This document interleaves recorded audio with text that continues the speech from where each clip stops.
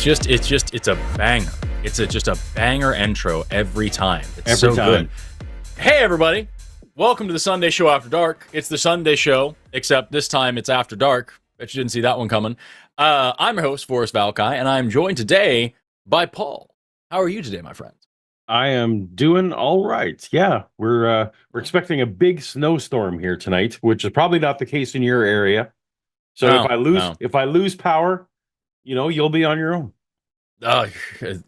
Heaven help the entire audience. I live here in Freedom Land where we don't get too much snow, and so I can't imagine what it's like up there for you. It sounds like a nightmare. Well, other than the other freedoms and things that we have, I don't think that's possible. And healthcare for you to have things like that. So you don't understand. We have the freedom to die in the street. That's what we have here in right. the U.S. of A. It's true. That would not be tolerated here. Exactly. Because you don't know what freedom's all about. Right. Exactly. To everybody out there who wants to talk about freedom, about governments, about if you're a MAGA supporter, or freedom from religion, freedom from the belief in gods, angels, demons, deities, spirits, ghosts, leprechauns, Bigfoots. If you believe in creationism or a flat Earth, or if you're an anti-vaxxer or a chemtrail anti-enthusiast, if you have opinions about things and would like to discuss them, and you disagree with the host, this is the show. That's the long and short of it, y'all. We are atheists, we are skeptics, we are scientists, we are free thinkers and critical thinkers, and generally just irritating people. And we are here to take your calls. The number on the bottom of the screen, 720-619-2288, or if you're outside of the U.S., you can use the web link down in the description and call us that way. We already have a bunch of people in the queue, so lines are filling up pretty fast. But we've got room for a couple of more, and we'll try to crank through them while we're here. While we're waiting, Paul, what kind of calls are you hoping to take the most today?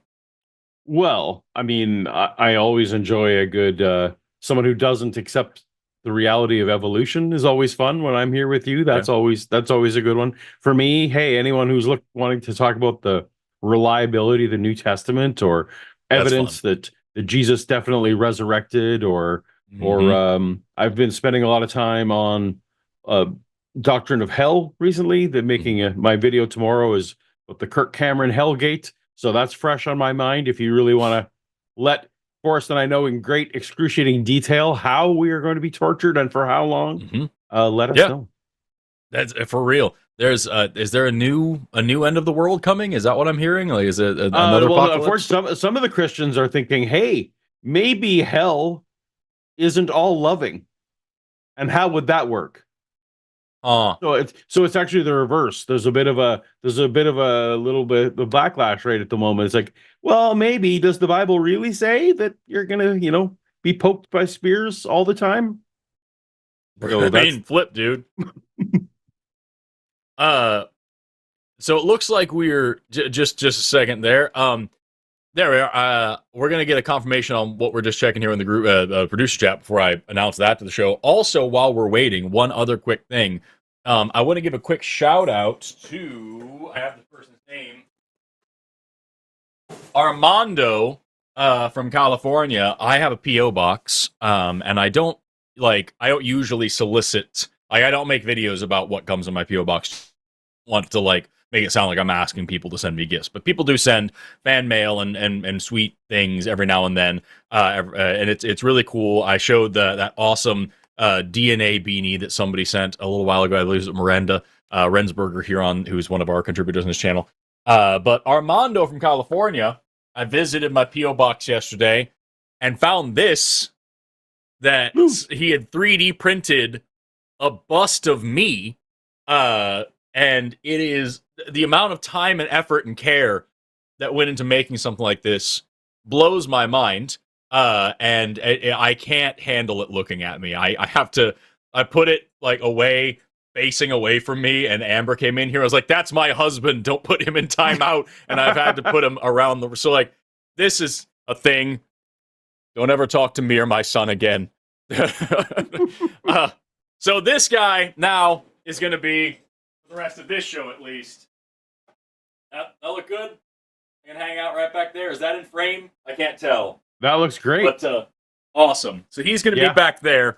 And maybe someone who believes in voodoo will call in and let us know how to use that. Except I think you'd be torturing yourself, so that might be not optimum for your purposes. I'm gonna grab the hot mic really quick if I can. Just callers can hear me. We're having an issue with our call-in system that's not letting us put screening notes for the host. So it may be a slower screening process tonight, and it's going to be a little more manual. I just wanted people to know because they should be able to hear me now. So yeah, expect potentially more of a wait until you get screened than usual. Yeah, there you go. That's why I was checking before when I said I was going to wait for something in the group chat here. Indeed, all the callers have no names. Yeah, so we're kind of flying by the seat of our pants here on the host side. Is usually we would have information about like who's calling and what they're calling about and all that stuff. I have none of that. So I know what one of these calls is because Arden has been so kind as to let us know. We're going to start with that one. And we're going to hope in the scope of that call that we can get everything else figured out. So, Paul, are you ready to jump right in with I am ready. This one? Let's do it. That's what we're here for. Radical. Let the weirdness flow. Let's talk to Tavo, any and all pronouns, who wants to talk about evolution with Paul and I. Tavo, you're on the line with Forrest and Paul. How are you doing today? Great. I've been meaning to call in for a long time, and I'm actually headed out the door right now, but while I'm traveling, I'm happy to chat on the phone. I'm not driving a car, so I'm not doing anything dangerous, but if it's awesome. If it's too disruptive or if there's too much background, what's that? That was going to be my question. As long as you're not driving, I'm okay with it. Yeah, I'm not. I'm just taking public transportation, so. Perfect. Amazing. Yeah, so what do you want to talk about? I've been trying to call in. Oh, well, I was hoping to talk about minimal witnesses. Paul did a really great video about my video response to his minimal witnesses argument. And by the way, I'm a fan of both of you. So Forrest, I've been watching you for years. You've got some really insightful content on your channel as well. I'm so sorry to put you through that. So Tavo, I'd be happy to talk about minimal witnesses. What I do want to do, though, I know we've done some videos back and forth. So what I don't want to do is get so into the weeds that Forrest and the rest of the audience gets bored. For sure, yeah. Because you and I may be on round 4 and 5 of this conversation, but the other people may not be. So I'm happy to talk about it. But what's on your mind? Well, first,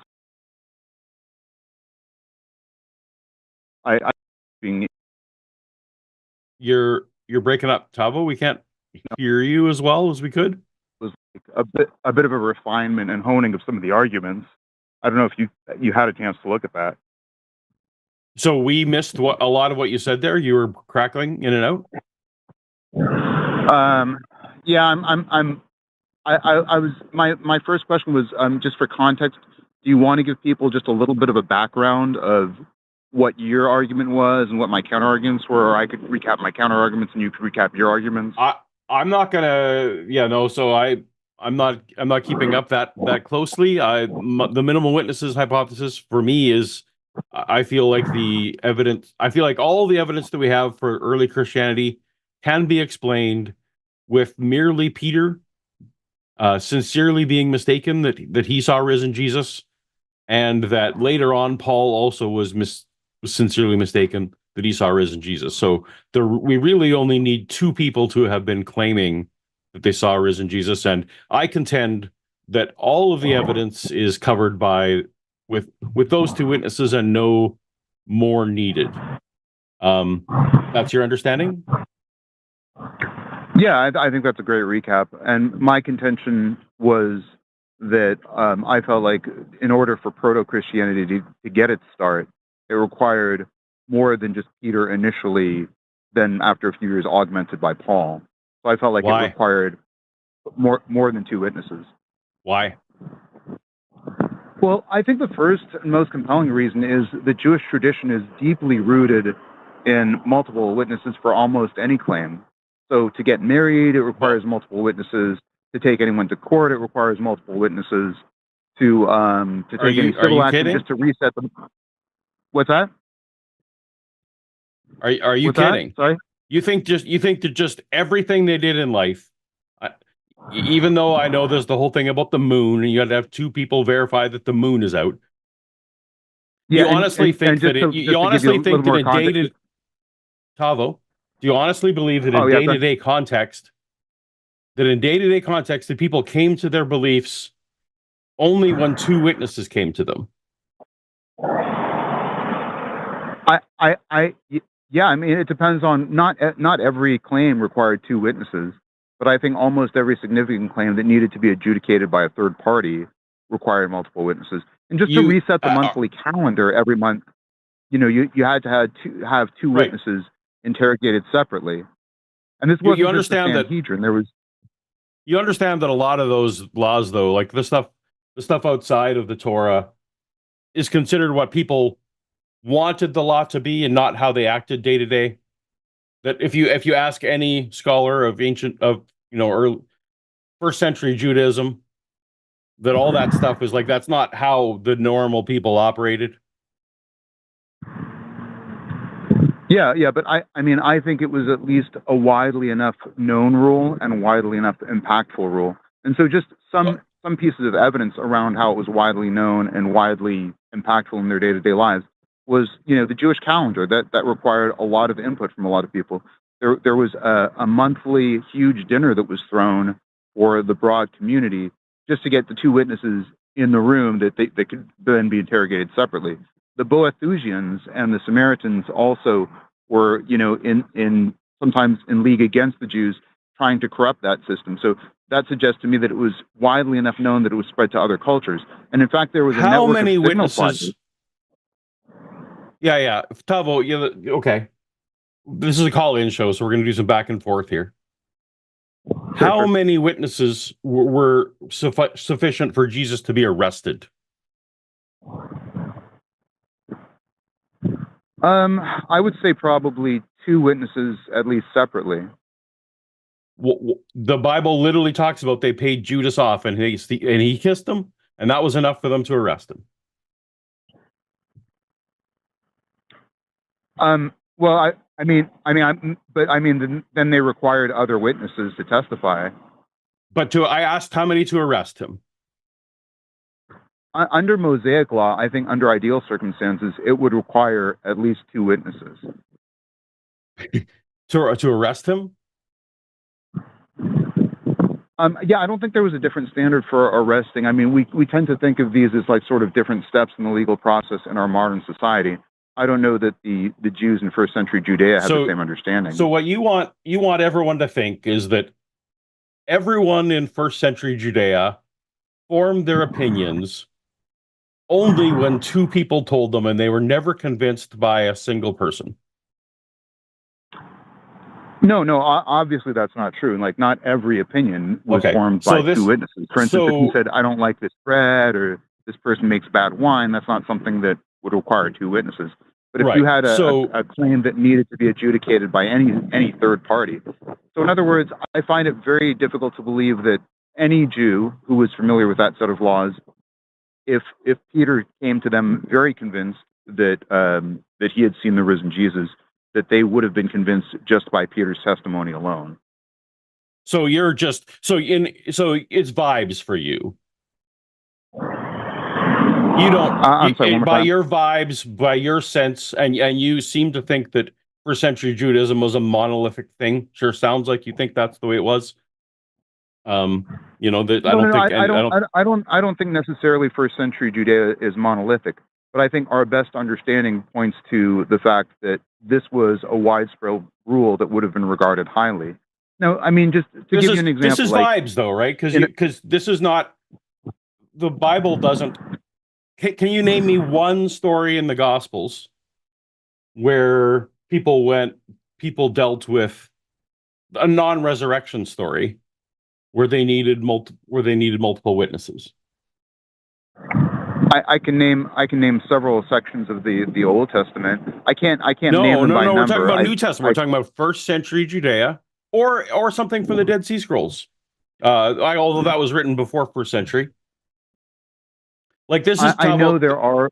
Yeah, I know there are rulings in the Dead Sea Scrolls that deal with a multiple witness tradition. There's about 30 statements in the Old Testament or the Pentateuch that specifically that, like I think in Deuteronomy 19:12, it may be 12.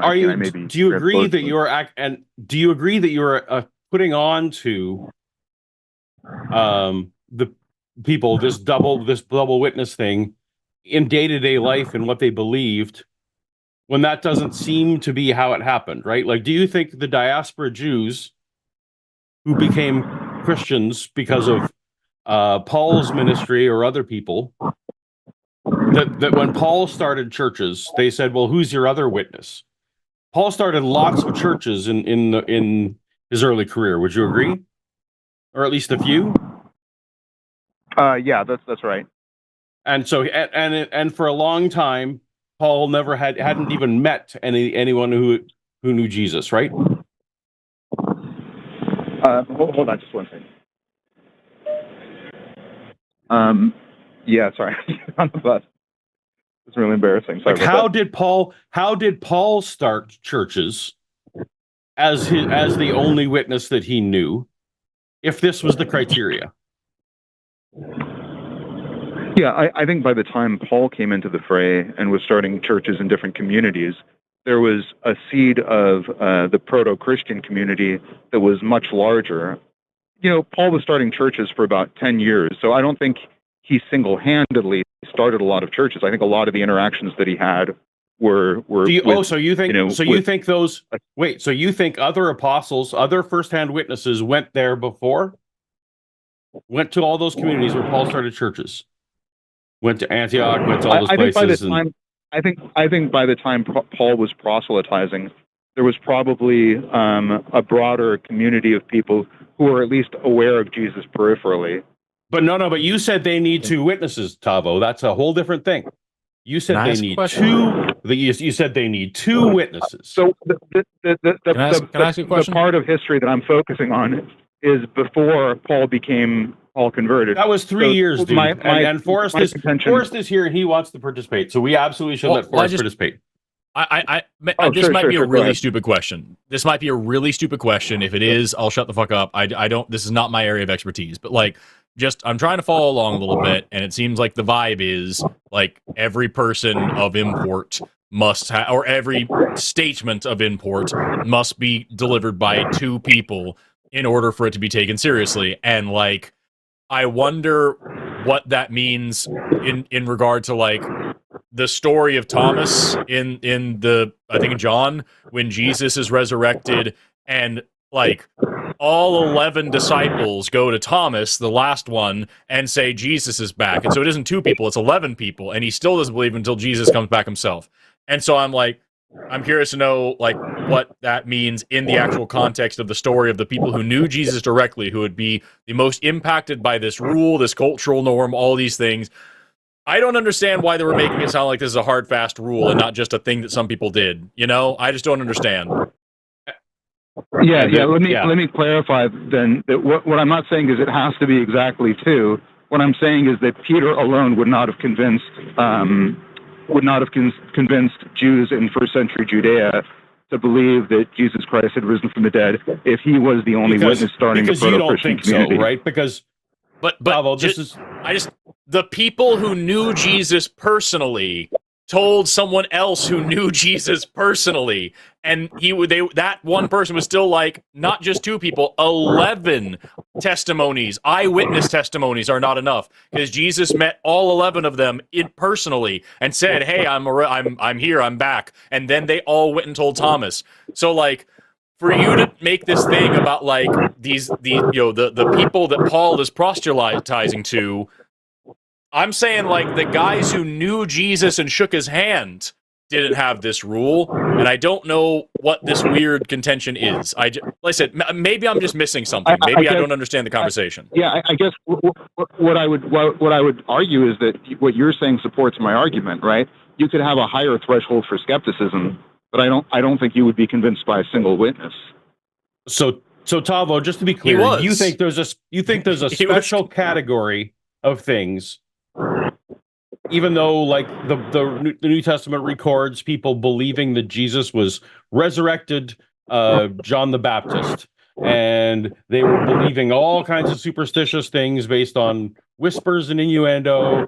There were all kinds of messiahs coming in at this time who were leading people based on, if you're a Christian, based on non-vertical claims that couldn't possibly have multiple witnesses if they weren't true. There's Simon the wizard doing things. They're just fine. You don't have to feel it in your bones. A presentism, and you're sort of painting with a broad brush of people just being sort of more gullible in that day and age. Now that may be reasonable in some context. Tavo, I never say gullible. People believe things based on their friends, things that are consistent with current beliefs. And I argue at great length in many of my projects how Jesus was not special. Jesus was absolutely very adjacent to the Judaism being taught at the time. There's whole books from Paula Fredrickson about how the message that Paul preached wasn't even considered to be a separate religion than Judaism. It was just a different flavor of Judaism. That these are all... Anyway, do you have anything other than this 2 witness thing? Because for me, this is just you wanting to be, and that's fine. You don't have to be credulous. People in the New Testament and people in that time believed things without multiple witnesses in their day-to-day lives. And the fact all the Christian churches out there didn't have eyewitnesses to them. Like you'd have to have ones that were started by Paul and Peter or something, right? And that's just not the way this stuff was recorded. It was done by merchants who never met Jesus. You know, there's all kinds of reading you can do on this, and I don't want to bore the audience too much. So, is there a second point beyond what I think is a non sequitur about this 2 witness thing?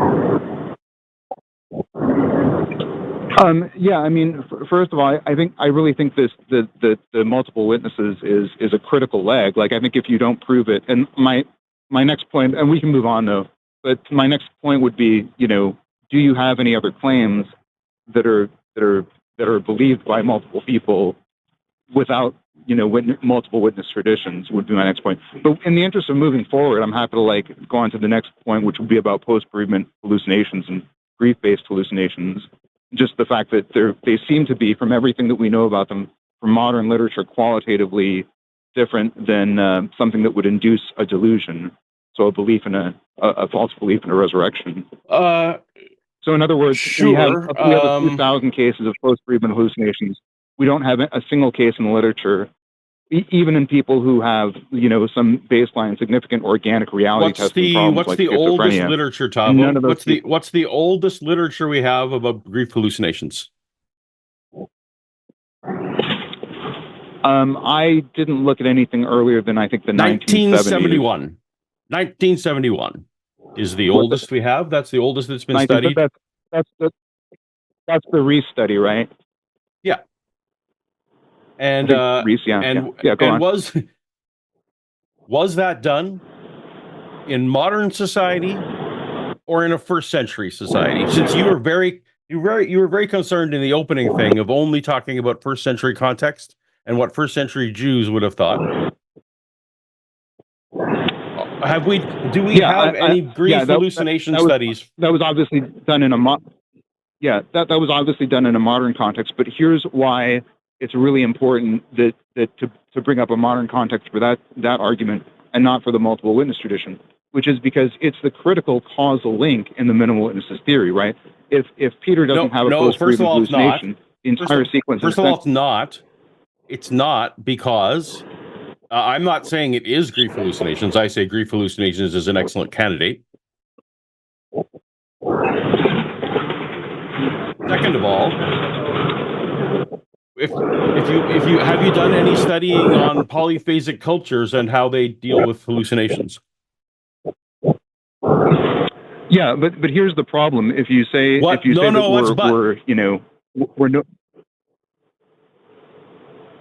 What's that? Go ahead. Finish what you're going to say. No, I think here's my point. I think if you throw out the modern literature about what we know about grief-based hallucinations, then in order to say that it doesn't apply to first century Judea, then you have to throw out the link to causality. So you're essentially saying that what okay, we I have said? to throw out the literature that links to Peter. Tavo, is that what I said, that we should throw out the grief literature? Well, I'm just, if you're saying it doesn't apply to Peter. Did I say that it doesn't apply? And you're saying it doesn't apply because Peter was in a different culture. I actually missed a lot of what you were saying, but I thought that you were making the argument feel that like the modern your literature doesn't connection. apply. I feel like your connection isn't great. At least on our side, it's not great. Which it makes me actually feel like I'm interrupting you more. Yeah. So Tavo, instead of going back and forth on this, instead of going back and forth on this, I'm going to tell you why I think it applies, and then you can respond. All right. So grief hallucination studies. I think that all grief hallucination studies of modern things are absolutely applicable to the scenario. Otherwise, I wouldn't bring them up. I think they all apply. What someone like you wants to say though is, well, no one believes that it's real. And I'm saying, well, that's not part of the literature. They are not studying how many people think it's real, because everyone they study is in modern Western culture who have other cues and other indications. Now, there is actually studies in Japan and other places where the culture is such that dreams and visions are accepted as other forms of knowing and other forms of things. In those cultures, it's actually more accepted. And what we don't have is in like the first century Judea, we know from Dead Sea Scrolls and lots of other things that first century Jews were actively trying to get high. They would fast so that they would be lightheaded. They were attempting to get visions so that the visions could tell them what was true. So if you want, I'm not saying the current studies don't apply. I'm saying the current studies absolutely do apply. Our brains have not changed that much in the last 2,000 years. And hopefully Forrest will nod his head yes, that our brains have not changed that much in the last 2,000 years. As far as I know. But the hardware is much the same. But when you live in a culture where literally there's mythicism in Judaic culture, for example, where the Pharisees were deliberately out trying to get visions. And Paul, his whole ministry was based on, I had visions, and everyone said, oh, you had a vision? Cool. I will accept that as truth. That was his whole ministry. He said, I got my gospel from revelations. You cannot tell me that in that culture that they are doing the same kind of reality check that we're doing in our culture, where they're like, are you sure you see a pink elephant in the room? Oh, well, I have other ways of, checking that, because we have this postmodern version of fact checking. Forrest, I'm going to let you double check. Forrest, as the host there, though, this does feel like we've gotten down to weed level discussion and may not be generally interesting to the audience. And I'm just double checking to see if I'm correct about that. It's a rough call. I'm glad you're having fun, and I sincerely appreciate your insights on these matters. I'm sure someone is really enjoying it. I'm sure a lot of people are really enjoying it. The audio fucking donks.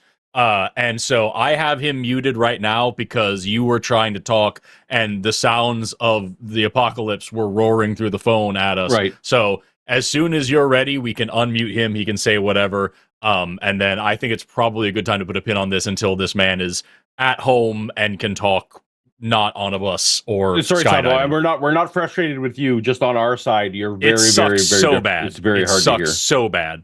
So I'm happy you called, and we want to give you a last word here, but go for it. Okay, I'm gonna bring Tavo back on. Yep. All right, no worries Tavo, at you're all. back. I think I'm unmuted now. Hopefully the reception is a Yes. tiny bit better now. Okay. Hopefully, All right, just go ahead. Well, yeah, I'm okay. I'm okay closing the conversation there, but I'd be remiss if I didn't say, Paul, I thought your videos about my argumentation were really fantastic, very respectful. I'll send you another email, and I'd be over the moon to have a further, deeper conversation about this. Anytime you'd like to do that, I'd be totally over the moon to do that under any circumstances, even if it's like off the record. I think it would just be really educational for me. Okay. So I'll shoot you another email. And Forrest, really great content. I know this was a little bit off topic, so I really That's okay. appreciate you guys indulging me and having this conversation. And I'll definitely tune in to the rest of the show later when I'm at home to see how the conversation about divine hiddenness went, because that's a fascinating topic as well. Definitely. All right. See you later. Bye-bye. All right. Thanks so much. Bye-bye. Thanks. Yeah, I feel bad because it was like clearly it was an interesting conversation for you, and I didn't want to interrupt and be weird about it, but like, oh my god, listening to that. I do have another call that I would like to jump into. You should jump cool in. You take the wheel, man. Okay, I'm gonna jump in to this one. So we still have no notes over here. Arden was able to give me a note over here with some of these guys and like what some of the lines are. So going off of that, I think this should be Hakeem calling in. Hopefully? ? Hakeem, are you there? Yes, sir. What's your name? My name's Forrest. I just want to make sure I got the right person. Yeah, Forrest. Sorry. I just don't know which one of you is which. Yeah, Forrest. I'm Forrest, and then we also have And I'm Paul over here. Yeah. So Okay. Hi, before Forrest we and Paul. begin, How are you tonight? I'm all right. I had a couple of quick questions before we got started, though. Yes. Can I just start by apologizing to your screener? She was very nice. I think she got mad at me in the comments. She was very nice. Sure. I was going to, maybe this is what you're apologizing about. I was going to ask about the fact that you were in chat talking about how we were so scared to talk to you until you had to be muted in chat, and you came in with another account talking about how we were scared to talk to you while you were in the queue. And I'm just curious to know what that behavior is all about. Well, I get muted a lot by people like Jimmy and Steven, and I'm just here to chat politely. I don't understand why differing opinions are so offensive to the left. I have a different opinion. I'm here. I'll be polite. So differing opinions certainly aren't offensive. Like just having different opinions, so like that isn't an offensive topic. But like it sounds to Jimmy me and Steven like is, though. I don't know who Steven is. First of all, I don't know if we have a Steven as a host. He was just on with Jimmy like 35 minutes ago. Cool. His name's Steven. Neither of those people are here right now. Right. So whoever you're talking about, are you talking about Jovan? I don't know. Yes, Steven. it was Jovan on the Jimmy and last show. Steven. Okay, so it's Jovan. Okay, so yeah, so you're talking to Jimmy and Jovan over there, and like I don't know what beef they have with you or you have with them. If you are who I think you are, it makes sense, but I don't know for sure. I'm just curious to know like what message were you not picking up on, or what wires were getting crossed to know you're in the queue and the host will talk to you soon. And you feel that it's important to say you're scared of me, that you're not talking to me right now when you're literally just in line waiting to talk. So like do you think that maybe that kind of behavior has something to do with you being muted rather than us being afraid and offended of opinions? It just seems like Jimmy and Steven were afraid. Maybe you're not, Forrest. And again, the person's name is Jovan, just to be very clear. His name is Jovan. I don't know a Jovan. Well, that's the person we're talking to on the other show. Yeah. Just to be clear, it's Jimmy and Jovan. So, like, if you want to be respectful, you muted if you want to my be respectful chat, which was polite. me, there was nothing rude in the I chat. didn't mute anything. Why would you I didn't mute anything. Non-root chat? Hakeem, just to be very clear, I didn't mute anything. The only time I ever even use the mute button on callers is when they're persistently talking over me or deliberately misunderstanding what I'm saying. But to be clear, you're in the chat saying that we're scared to talk to you while you are on hold waiting to talk to us. You've been let on the show and you're waiting your turn like an adult while bloviating that we're all so scared of you and we can't handle your opinions. Do you not understand how that kind of behavior is kind of obnoxious and dishonest and would probably lead people to mute you in the chat? You see why that would happen? Sure. I'll apologize. Can we just chat now? Can we just... Great. I just want to make sure, because I don't want you walking away from this saying that we were so scared we had to mute you. I want you to understand that respect is a two-way street here, right? So what did you want to talk about? It's a two-way street. I'd like to talk about whatever you would like to talk about. I think MAGA is better than anything else going right now. Or is it just a atheist show? Well, it's both. So we talk about theism. We also talk about science. I'm a biologist, so I'm happy to talk about evolution. And we do talk about MAGA from time to time, although it's not really, my favorite thing to talk about because it's just... I'm Canadian, so, And he's Canadian, right? He doesn't even know what freedom is. So, we've got to, I'm happy to talk about that a little bit, but it's not the best use of our time. But if that's where we want to go, it's fine. Paul is Canadian. How about that USA hockey victory, Paul? Is hockey like a major part of your personality, Paul? Is that a thing you really care about? Oh, it is, yeah. But absolutely it is. We stole his national sport. It's weird how excited you are about that. Genuinely. Yeah, and also, so is this what you called to talk? Because we can talk about hockey. I talked about the resurrection in the last call and bored everybody. But I feel like if we want to talk about hockey, fuck. Are you my here part to about try the Bible? to make people angry? Did you have a point? What would you? By what criteria is MAGA better than everything going? I guess we'll start there and then we can move on. 36%. Okay. Human rights violations are also up quite a bit. I paid $183 this week. Okay, so stock market's up. Human rights violations are also up. What are we doing? What human rights violations? Trans women have killed more people than ICE officers this year. So that's obvious. So first, couple trans of things. Women are killing people way more than ICE Couple of major issues here with what you're saying, Paul. Couple of major issues what you're saying here. Even if I were to accept the way that you're framing this, it's important to remember that ICE agents are supposedly trained federal agents with a specific scope of their job that are violating the Constitution and killing people unjustifiably. So if you're comparing that to random citizens who are doing randomly illegal things, it's not really a reasonable comparison. And that's, again, even if I accept your framing here, which I don't. So, sorry, man. Trying to compare ICE agents to somebody. Has done something like that? Sure. Let's talk about maybe Alex Peretti, for example. He was defending a pedophile that was holed up in a donut shop and had already provenly been known by the ICE agents from attacking them weeks before. Why did he do that? So why was he protecting a pedophile? So that's obviously not what happened. But let's again, let's just work with the framework that you're giving me. Let's just work with the framework you're giving me. So what we saw in the video was that the ICE agents knocked somebody over. And Alex Peretti, who is a nurse and is supposed to do this, went over and offered to help that person and said, "Are you okay?" Tried to help this person up, put himself in between the ICE agents and this person. Now, you say this person was some awful person who did terrible things at some point or another. That wasn't what was happening right then. And just so we're clear, law enforcement officers are also not supposed to be executioners or behave in that way anyway. So whatever past that person has or Alex Peretti has doesn't justify that immediately violent behavior in that moment. Alex Peretti put himself in between those people, and then the ICE agents disarmed him, took away the firearm that he was legally carrying, and then shot him in the back 10 times while he was on the ground. So no part of that is following Constitution. No part of that is giving this person due process. No part of this is lawful. That is outright murder. And also, I was talking about unconstitutional behaviors.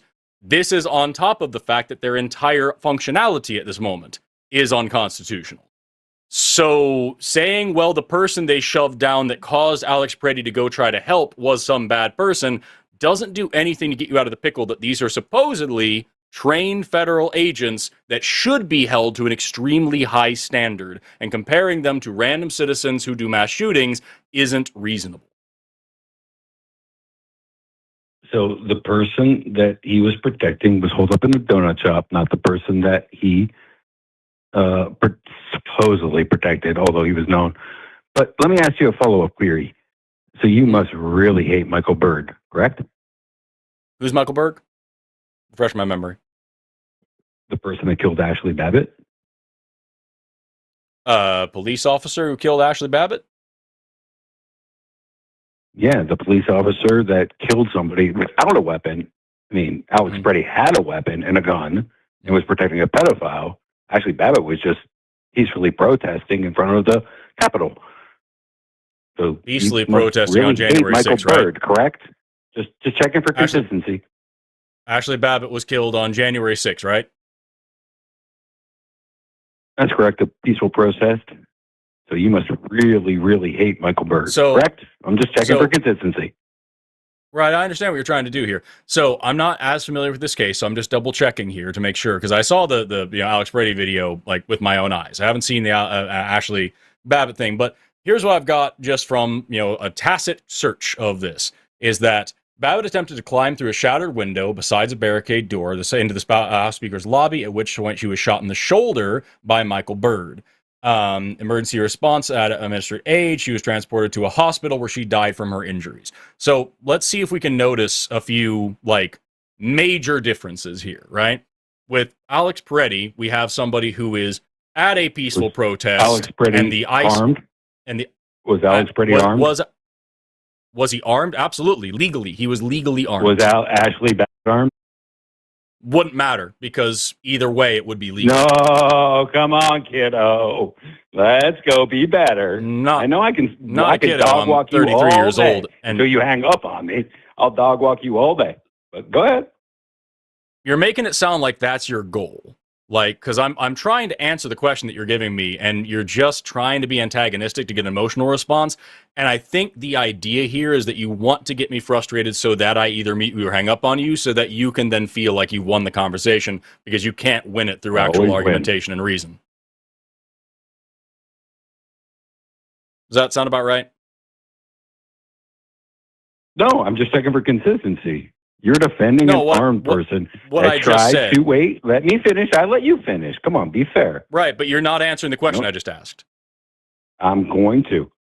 You're defending a person that was armed, defending a pedophile holed up in a donut shop across the street with a violent crime record, Alex Preddy, versus a woman who was peacefully protesting at the Capitol, gunned down by Joe Biden's brown shirts, unarmed.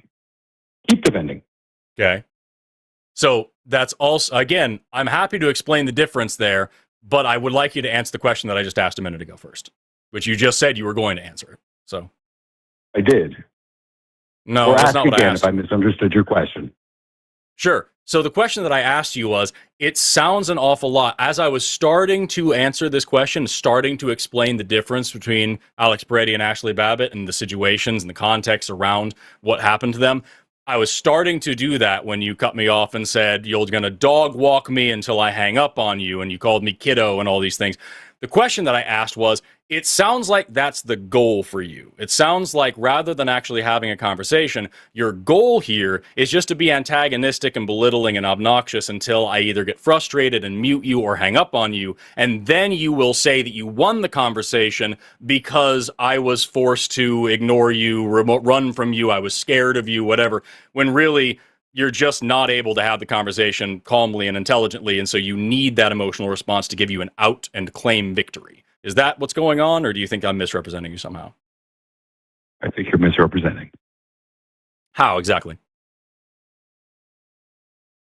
I'm just talking nicely and letting you finish your point. Now I'll let you finish your rebuttals. Sure. I just want to be clear about that. Like that's the framework that I have right now. So I want to make sure to put that out there, because if we continue and you continue to interrupt me and say you're going to dog walk me through this all day long until I hang up on you, it's gonna just continue to look that way to me and probably to most of our audience. So like, I just want to make sure I don't land you in that awkward trap, you know? So since we're talking I will about, let you finish your points if you let me finish my points, and we'll have a very nice conversation. Sure. So couple of things. Number one, you keep framing Alex Peretti as, this person who's protecting a pedophile and he was armed and all this stuff. He didn't do anything that was illegal. He was legally carrying his firearm. He had a Second Amendment right to do it. He had a permit to carry it the way he was carrying it. He never grabbed it, never brandished it, never pointed it at anybody. None of that. He legally was carrying a firearm to a protest the way he was allowed to do by law. So bringing that up really doesn't make any kind of a case for you. Also, saying that he was protecting somebody who was a bad person, they were a pedophile, they were whatever. He was a nurse, and the person he was protecting had just been knocked over by some jackboot thug with a grudge. So I don't think Alex Peretti went up and checked this person's criminal history, assuming what you're saying about this person is true. I don't think this Alex Peretti came out and checked this person's criminal history and wanted to make sure that he was protecting the worst kind of person. He just protected somebody who got shoved because he was a medical professional and that was what he was trained to do. So none of what you've framed here about Alex Peretti does anything to make him seem like a bad guy or makes his situation seem like untoward or indefensible or any of the ways that you're trying to frame this right now. Comparing that to Ashley Babbitt here, Ashley Babbitt was not at all at a peaceful protest. She was at a very violent, notoriously extremely violent protest. Whether or not she was violent or not, I don't know. What I do know is that she tried to crawl through a shattered window and trespass on federal property. After being warned not to proceed. She was shot in the shoulder. She was not shot several times in the back while she was on the ground like Peretti was. She was immediately taken to a hospital where she died there under quality medical care. Alex Peretti was left to bleed out on the street, and medical professionals were not allowed to attend to him, as we saw in the same case with Renee Good. So if you're just trying to find consistency with me by saying these two people were killed by federal agents, these two people were killed by some authority figure, whatever, I can say that I don't like, cops across the board in this way, and we can try to find some consistency there, but you are comparing apples to oranges, and I think you're doing it on purpose. But you misrepresented some facts in there. The person that Alex Peretti was lifting up. Well, let me speak, please. I'll speak nicely. You asked, right? Yep. He asked you to repeat. That's all he did. Yeah. Which fact specifically did I misrepresent? The person that that Alex Peretti was picking up was not shot. You said she was shot. Say she was. She was not. No, I didn't. The pedophile was shoved in a donut shop across the street where ICE was performing a raid to capture an illegal alien pedophile who you all seem to all of a sudden care about in the Epstein files after ignoring it for 15 years. And at the end of the day, he was also videoed and known to ICE agents after 1 week before kicking the lights out of a ICE agent's car and attacking them. And they knew what he was, and he was armed, and it is extremely sad. And I mourn the loss of Alex Peretti. All Ashley Babbitt did was show up to protest an election at a mostly peaceful protest where, in fact, no one died. Nobody. It was much less violent than January the 20th, 2017, when Barack Hussein Obama said that the Russians interfered in an election, and there was a much more violent nationwide protest against Trump's first victory. So you're just being inconsistent. I just want consistency. Hate it all. Just to be clear, when you're talking about... So just to be clear, you just said no one died while you are trying to, use the death of somebody to bring up the fact that I'm being inconsistent somehow. Second of all, no MAGA died. No MAGA died. Excuse me. No MAGA died. Except the for only person that died on January January the 6th was Ashley Babbitt. Nobody else died. Who was MAGA? Who was a MAGA? She was part of the MAGA movement. This is why she was storming the Capitol. Correct. She got killed by a Joe Biden, or excuse me, Nancy Pelosi is a better way. Brown shirt. Okay, so that's a whole other red herring. Second of all, I never said that the person was shot. I said they were shoved. Third, saying that ICE was doing some important operation in the area does not justify their behavior with protesters. It doesn't matter if they were there to arrest somebody that I think is just the most evil person in the world. They don't get to shove protesters. They don't get to shoot civilians for legally carrying a firearm. Also, Alex Peretti kicking a vehicle a week earlier is not a death sentence. It's a week earlier. That does not give them the license to behave the way that they did at that time. So no, again, you keep bringing up the standard general talking points, getting away from the fact that this person hurt a car, not a person, never hurt any individual person, never attacked an age or anything. He hurt a car a week ago. He was legally carrying a firearm, following his Second Amendment rights. He was protecting a person that ICE agents unlawfully harmed, and he was doing nothing to interfere with their investigation, with whatever pedophile you're talking about at the donut shop. He was there protesting their existence in his city. And I would do the same thing, because what I was talking about earlier, the whole point of what we brought this up is because what ICE is doing is unconstitutional and constitutes human rights violations.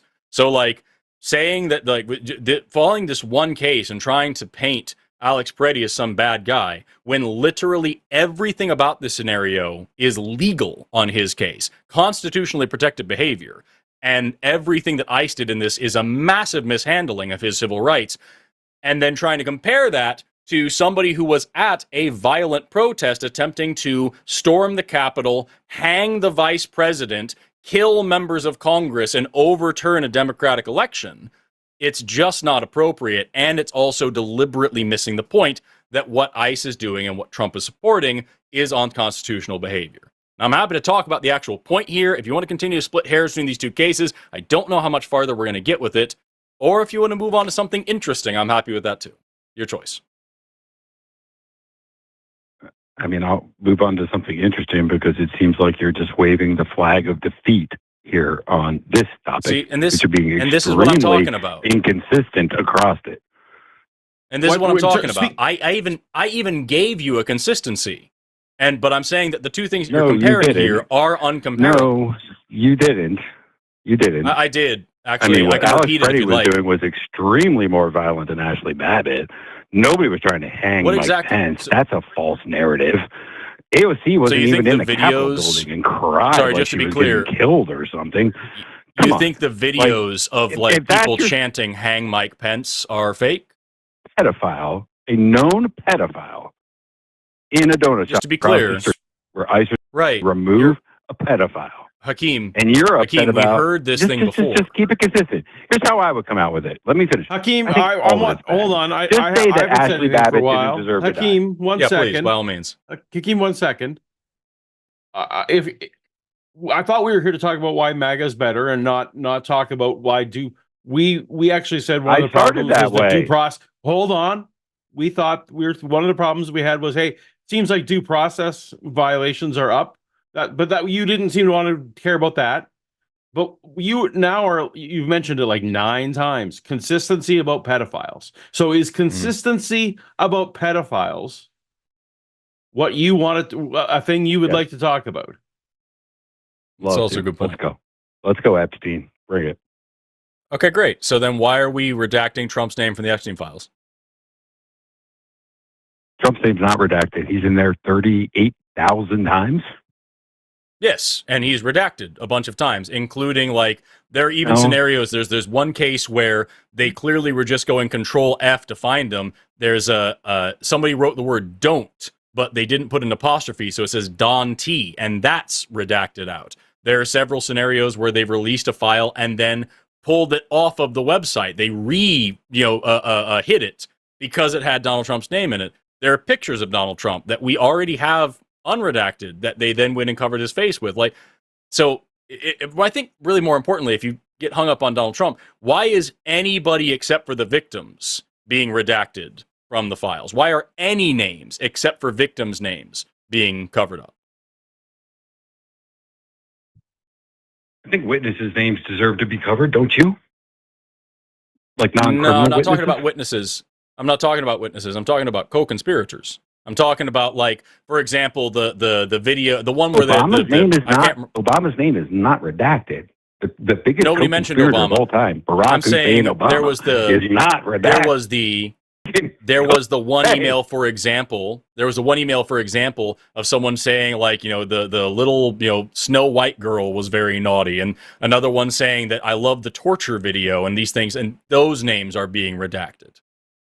There's plenty of examples that I Ongoing can give you. If you'd like, I can look investigations, some up. more than likely. I mean, thank God Trump at least reduced this much, or released this much. Joe Biden sat on it for 4 years. Violates, Barack Hussein Obama. Wait, the let law. me finish, and then I will let you finish. But that violates the law that Trump signed.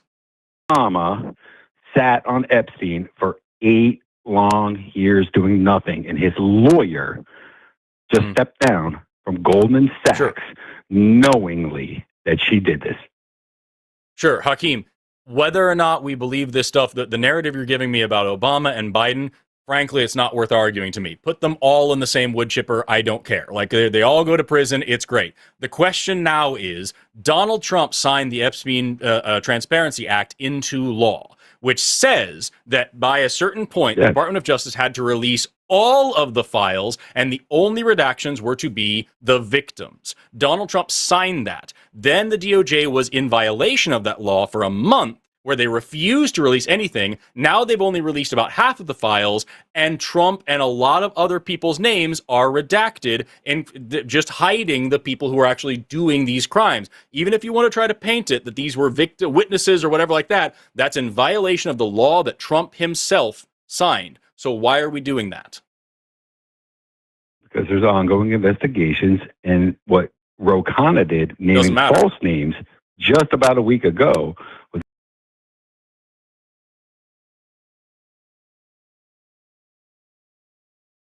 name real names. I want them all released. I also want them all released. That's what Donald Trump signed into law, and the DOJ is now months out of within violating that law. They're months away from the deadline they were supposed to have released everything. So whether or not they're ongoing investigations doesn't change anything. The victims' names or the ongoing investigations. Yes, you can. So number one, they have already released a ton of victims' names unlawfully. Just to be clear, they have already released. Stacey Plaskett. They have already released. Here's the names you know. Sorry, I'm not going to let you go off the names because that's completely dodging the point. Reed Hoffman, Larry Summers, Hakeem, Barack you are Obama, missing Barack the point Obama's deliberately. Lawyer, Bill Clinton. You are missing the point deliberately. Trump isn't even involved. You are missing the point deliberately. I just said a second ago, I don't care who we're talking about here, Trump, Biden, whoever. I don't care who it is. I'm not, because I know that the argument's going to go stupid if I try to say that it's all about Trump and you're going to spend the whole time defending Trump. What I'm saying is they have already released the names and images of many victims unlawfully. They have doxed a bunch of victims that were not public about this. They didn't do their job redacting the names of the victims the way they were supposed to by law. They have, however, redacted a bunch of the names of people who are very clearly culpable in this crime. They are implicated by these files. And it doesn't matter if there's an ongoing investigation. The release of these files was supposed to be part of this investigation, and it is the law that the president signed that they are still not following. So if you're asking me to be consistent about pedophiles, I am. I think all these people should be out there. We've covered this. Yes, and it doesn't change anything. They're allowed to redact the names of the witnesses in ongoing investigations. Ro Khanna went up in front of the House and named a bunch of people that were not involved. It was an embarrassment. Okay. This is meticulous. We need to get to the end of it. I'm with you. Let's throw them all in the wood chipper. No doubt. So do you think Trump's in them? I'm MAGA. If Trump's in them, I will leave him in 26 milliseconds. So is your argument then the Democrat? Wait, let me finish. I'm trying to argue with what you're saying. Is the argument then that 3 million files contain only details that are in ongoing investigations and victim names? Because that's what they're still withholding. They're all out there. You can go to a Google website. It's right there. Yes, Yes, I know. And when you You go know through what I there do? I and you Google use Barack and you Hussein use the Obama, Wayback and I see his name and when all you over use the place. Wayback Machine, and when you use the Wayback Machine, or when you look at the people, the journalists who have been reviewing these files, you can see where the DOJ has put up lots of pictures and then removed them after having already released them, mainly because it was shown that Donald Trump was in those pictures. I mean, Donald Trump is the person that named all of the people in the files in 2015, by the way, while Obama was protecting Epstein. He's the person that banned Epstein from all of his locations and the person that brought the guy to justice. And you're still on Trump, Trump, Trump, Trump, Trump.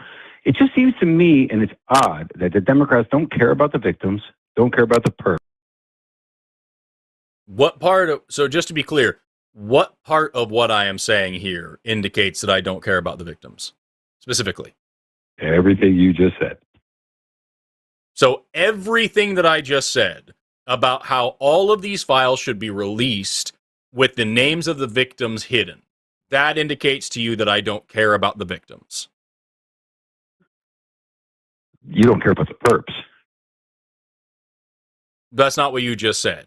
You said that everything I just said, you don't care including unless that don't care all of the unless it gets Nope, because I also said a minute ago that I don't care who we're talking about, whether it's Trump, Obama, Biden, or anybody, they should all be done away with the same way. I said that a minute ago, and now you're saying that that means that I don't care about the perpetrators or the victims? correct. Mamdani's in the files too, by the way. Cool. Okay. What if my dad was in the files? Like, I would want him to go. Yes. Like, I don't Absolutely. understand what your point is here.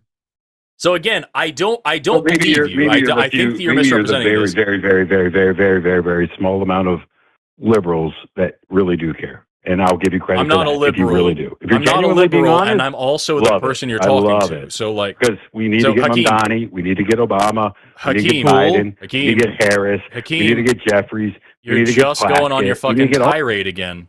So Hakeem, I I muted need you him to- to master, Forrest. You should check your messages Oh, sure. from Jimmy and myself. Oh, great. Thank you. I appreciate that. So, Hakeem, you're going on this fucking tirade once again, where you're just listing off all of these Democrats you don't like. Just to be clear, neither Paul nor They're I, as far pedophiles. as I know, are liberals. Neither Paul nor I, as far as I know, are liberals. And also, we are the people you are talking to. Arden, is that still true? Is he still not going out to the broadcast? Now he's not correct. Okay. Well, I don't know. Let's go ahead and let him for just 2 more seconds, if that's okay with you. Okay. I think we're about at the end of this anyway. Anyway, Hakeem, it's been 30 minutes, and I feel like we've gotten really nowhere at all, because you're still on this same tactic where it seems like the whole script here is that, well, all these Democrats you don't like are bad, and all the liberals are bad, and you don't like what blah, blah, blah, blah, blah, and every time we try to have a serious conversation about it, you just kind of run on this thing and then say that we're admitting defeat because we can't tolerate your arguments and stuff. It sucks, dude. So, like, I don't know if there's much of a point in continuing, because even now you just said we're on the same page. I'm just trying to get the pedophiles. You're not. I mean, it's... Yeah. And again, we just covered where you even admitted that we both agree on this. And now you're changing again to you just don't want to get the pedophiles. It sounds like you're just really, really trying to rage bait to try to get a reaction and try to get hung up on so that you can say that you won, because you don't know how to win an argument except for to make your opponent really frustrated with you. And I wonder if that's, like, why is that good enough for you, basically? Also, according to both of our producers here, apparently you admitted in the last hour that you don't call in good faith and your only goal is to get on air. So, bro, I don't know, like, what's going on in your life that this is what's meaningful to you, but it's fucking boring for everybody else. So, like, if you'd like to try being serious for a minute and, like, just having a conversation like people, I'd be happy to I'd reiterate the consistencies that I offered you earlier. We could talk about MAGA from a real perspective without just doing, well, what about the Democrat? What about the Biden? What about Obama? What about... We could actually talk about what's really going on in the world. If you'd like, we can try to do the same thing with religion or whatever else. But if the entire script is, well, Obama was bad and you love Obama, when that's obviously not true for anybody on this channel, I don't think you're serious. And it's fucking boring as shit. Anyway, do you want to try like being an adult for like 10 minutes, Hakeem? No, He's I gone. Oh, Hakeem hung up. I made an executive decision. If you readily admit that you're a rage baiting troll, you deserve absolutely zero time on our platform. I didn't know about that until further into the call. Otherwise, I never would have let him on air. All right. I mean, you see what the caliber of it is. I'm just trying to have a pleasant conversation while I repeatedly mischaracterize reality and accuse you of believing things that you have repeatedly stated you don't believe. And then, like, you guys aren't consistent. You don't want the perpetrators caught. I want all these files released so we can investigate the perpetrators. Well, you don't care about the victims. I want all the victims' names redacted. Well, you don't care about the perpetrators and the victims. What part did I just say? The whole thing. It's literally just a script to try to get somebody emotional. And it's fucking boring, dude. Like, goddamn. And you absolutely know that Hakeem is now going to get on Threads or whatever and talk about how he totally owned the libs and they couldn't handle his brilliant intellect. Is this the same dude who the first time he got on with Jimmy Snow, that he was just screaming, you lose, I win, because you lose, and then Jimmy had to drop him after that point? Was this the same guy? I feel like it was. I don't know about that story, but yeah, no, as Jimmy said, his entire goal is just to come online and to try to spread misinformation unbridled as much as possible. And so, yeah. Yeah, no, and that's the thing, is like he fucking most of what he was saying was factually just not true. You know what I mean? And even the things that were half true, he was deliberately spinning to be this weird narrative. He came to a protest with a gun. Okay. Y'all don't like the Second Amendment anymore? Tell me more about Kyle Rittenhouse, who got a gun illegally and crossed state lines with it in order to use it violently, brandished it violently, murdered multiple people. That's cool with you, but the guy who has a permit and is helping someone up off the ground and is disarmed by federal agents before being shot in the back on the ground, that's cool? What? Bizarre. Anyway, try to be better at... Basically what I'm saying is, Hakeem, if all you have to offer to the conversation is trolling, be better at trolling. You're bad at trolling. You suck at this. Being a rage-baiting prick and then getting hung up on it and saying, oh, they hung up on me because they're so weak. It's fucking 12-year-old shit, dude. God, it sucks. Anyway, we got more calls. I picked that one. Paul, do you have a different one you want to do? I don't have the insight as to who's doing what. Okay. So, do we have any theists? We have theists. I only know of one of them now. Do you have the rest of the list? Oh, here they are. They're posted. Let's see. 11 is a theist, it looks like. Mm-hmm. I'm cool with that. And I'm cool with... Oh, number 17? Yeah, I was looking at both of those. Your pick. Actually, 17 is one of my favorite topics, but 11's been waiting longer, so it's up to you. Yeah, that sounds fine to me. Let's do that. I'm double checking both lists because it's so weird the way we're doing this right now. Yeah, we're doing it with the semaphores and just trying. Yeah, 11 sounds like the most fun. So let's talk to Larry, calling in from the frozen wastelands of Canada, who wants to talk about the Trinity. Larry, you're on the line with Forrest and Paul. How are you doing today? Hey, could I actually start with the hypostatic union? I don't know what that is. Do you know what that is, Paulogia? I think you do. Paul. You can just call me Paul instead of whatever it was that you just. Yeah. Hypostatic union. Remind me. Okay, Forrest, your wife's a whore and faggot. Oh, there it is. Yeah. So that's the whole thing. Is the dude waits online for a very long time to That was just fun drop for slurs. him, I guess. Hey, at the end of the day, more interesting call than Hakeem's. You know, like it was funnier than his, at least. Oh, and I guarantee that's him trying to call back in too. No, this is the same dude that called into the other show to do the exact same thing and then tried to call back in like 4 times under different names. That's all the dude's got going on for him. Like, fuck, dude. Sorry, that's how fucking sad your life is. I'm gonna say a mean word on the internet, and then everyone will Is it know a that mean I'm word? the one who said I a don't mean know. word on the internet. Yeah. No prospects, no bitches, no goals. But you said mean words online, and you'll be remembered forever. Kids in the hall What a did it better. Let's talk next to Barshan, who says that intelligent design makes sense. Barshan, you're on the line with Forrest and Paul. How are you doing today?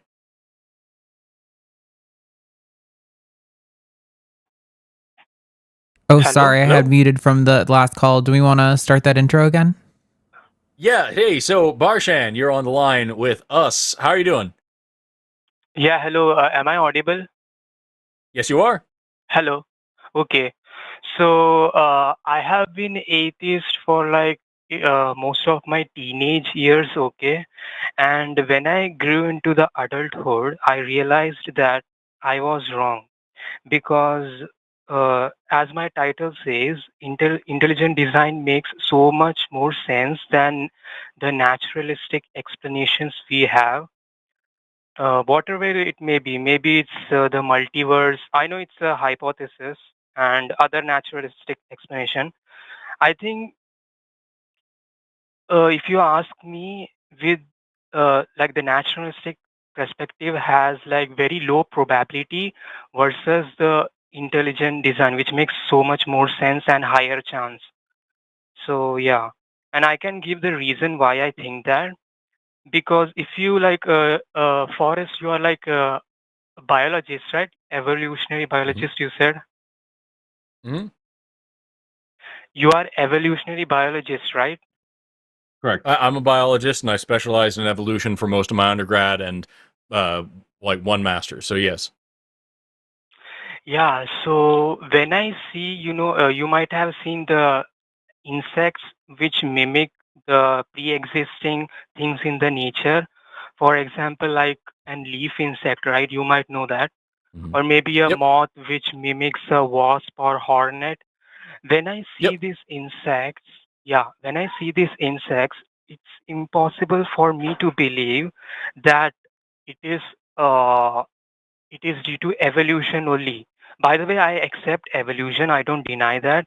What I think is that evolution is a mechanism created by God. Okay, that's what I believe. So, as I said, take example of leaf insect. When I see the leaf insect, I can literally see it copies the real life leaf like very precisely. It has the decaying uh, decaying part, the insect bites, and the leaf veins. Like I can't believe that evolution can do all of this on its own.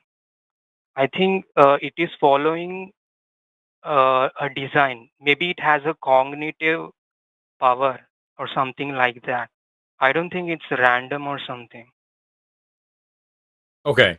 So just to be clear, like I can sit here and explain how evolution is not random, and I can explain Okay. like how evolution works and how these things evolve. But something you said a second ago is really important. You said that you think that evolution is a mechanism that has been designed by God. So at the end of the day, I can sit here and demonstrate to you left, right, and sideways how evolution works and why it makes sense and how it's not a random process and how it's very predictable. And the immediate follow-up question or follow-up that you can say is just, yeah, that's how God designed it.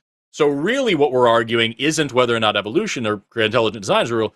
Really what we're talking about is whether or not God exists, right? Yeah, you can. Yeah, you can say that. But I give example of evolution because my reason is I believe teleological argument like design argument proves God for me personally. That's why I brought up evolution. So what do you say then, if we're talking about, this design argument, like, do you accept, if you accept evolution as well, do you accept the Earth being 4.6 billion years old? You mean Earth being 4.6 billion years old? Yes. Let me explain. What I believe, the universe age, okay, like which scientists say it is 13.8 billion years old, I guess, yeah. And the Earth, which you said 4 billion years old. What I think is God actually, I don't think God created this in billions of years. Probably for him it would be in days or in seconds. But let me explain why I think that. Because we live in a different realm, okay? Time applies to human beings and the universe. So for us, it is 13.8 billion years old. But I don't think for God it is 13.8 billion years old. Maybe let's take example of a video game. You might have played video game or something, I'm assuming. Yeah. Yeah, So and you have like a let's say, fast moving time. Yeah. So when you are playing a video game, in the video game, let's just say time has been passed, maybe 5 days has been passed or maybe a month, okay? But in your real world, it only has been 5 minutes. Hopefully this Barshan, I think we can grant Barshan that if an all-powerful God can do it in a microsecond if he wanted to. I think we could grant that if we came to accept. So I don't think we need to worry about time differences and dilations and stuff. Basically, what I'm asking is, like, if we're talking about evolution as a process that God did, and we accept that the Earth is old, then like we have millions and millions of other species that came into existence and died out all along the past 4 billion years, and that would mean that this God also created all of them on purpose and let them die out. So, like, what's the point of us believing in this God today? Like, what is this God wanting to interact with us? Is this a God that cares about us? Is this a God that answers prayers? What kind of God are we talking about? Okay, to explain that personally, I don't believe in any major world religions, okay? So maybe you can call me as a deist, but I don't agree with one point of deism, like that God has created the universe and he left it alone. I don't believe that. What I believe that God has created the universe and also he controls it, like the mechanism of the naturalistic mechanism, as you said. I believe God takes life of human beings, animals, and everything. That's what I think. I think he controls it. Okay. So we're not talking about a God that interferes with our daily lives or answers prayers or cares about what we do in the bedroom or anything like that, right? Yeah. Actually, I'm agnostic about that thing, like God accepting praise. I have no clue. But I do know for a fact that a higher power exists. Wow. Okay. So this is really where the issue is for us then, because Paul's hitting the nail on the head. Is like, again, like I said a second ago, we can sit here and dig into what evolution is. We can sit here and dig into how you know that this God created all these different animals just to let them die. Like that, none of that stuff. Really, the question is, how do we know this God is real in the first place? Because the universe looks exactly the way that it would if a God didn't exist as well, it seems. So what are we talking about? Okay, let me give an example. So let's take an example of, let's say you are taking a scrap metal, okay, from a junkyard, okay, and you take this bunch of scrap metal to your home and you plant them in your maybe backyard, okay, and then wait for maybe a few months, and then after waiting few months, that scrap metal which you kept in your backyard turns into Porsche 911 Turbo. Would you believe that? Of course not. But that's not. No, but that's not what evolution or anything else is. Yeah, I thought maybe you understood evolution, but now I really don't think that you do. No, I'm not talking about evolution only. I'm also talking about how our universe came into existence. Okay, I know atheists don't believe like it came from nothing, but I think like, as you can say, singularity. Maybe there was something which was very simpler form of matter, and it came from there to the observable universe which we see now. I'm talking about that. Sure, but that's nothing to do. That's nothing even close to. And I understand it was an analogy. You're not saying this is literally what we believe, but saying Yeah. a scrap of metal turns into a car is not anything close to the universe developing as we know it out of a singularity. That's not even comparable. The things around us are made from a bunch of different elements, so we need something that can make those elements. We know what that is. It's stars. And in And order to get Barshan- stars, we need hydrogen, and we get hydrogen from like seconds after the Big Bang. And we're in the same boat, right? Like you believe in Big Bang cosmology, right, Barshan? Like Yeah. Yes, I do. yeah. So again, so we're just in this weird state where you're bringing examples from things that we agree on. Yes, Well, but and the you just problem is, yeah, the problem is, I don't think all of this is happening on its own, because, as you said, the Big Bang, it also has this laws of physics. Like, where did this came from? Like, I don't believe all of these things, like law of So- what do you think a life form, What do you think a scientific law is, Barshan? a scientific, like, for example, the naturalistic laws which we see in our universe, like maybe thermodynamics, Right. So yeah. so laws are observations, right? Yes. So they don't have to come from anywhere, right? I have to disagree, because those laws, yes, they are observational laws, but let's say, for example, take atom, okay? When it comes in contact of heat, it jiggles. So this is one kind of law. So where is this coming from? I don't think, what I It's a think is someone has property. programmed. Barshan, it's a property, right? It's also like Okay. we don't know if it's possible for a universe to exist without these laws. We don't know if there are different universes that have different laws. We just know that this is the one we got. And so if the very, very end of this argument is where did blank come from? I don't know is a good answer. And saying there must be some other dimension with some creature out there that can whip up all of this stuff and guide it, but not in a meaningful way, like that's, sorry, man, that's just not, it's not compelling to us. Are you familiar with Okay, Occam's but- razor, Barshan? Yes, I know, yeah. Okay, so can you express to me what your understanding of Occam's razor is? Yeah, basically, as far as I know, it means there are not more than two explanations. There might be multiple explanation. Am I right? Something like that. Essentially that you shouldn't multiply entities beyond necessity. You should Okay. go with the explanation, or rather, the explanation that has the least assumptions is probably the true one. And so what you're offering us here is an explanation to say, I don't know where this stuff comes from, so maybe there's another dimension of reality where some guy lives that can whip up universes out of nothing and make laws and guide evolution. That's a lot of assumptions. Yes, but you have, as my title says, I think you can make, like, when you see design in nature, as I said, the example of a leaf insect or a moth which mimics a wasp or hornet, I think this is a clear evidence of design.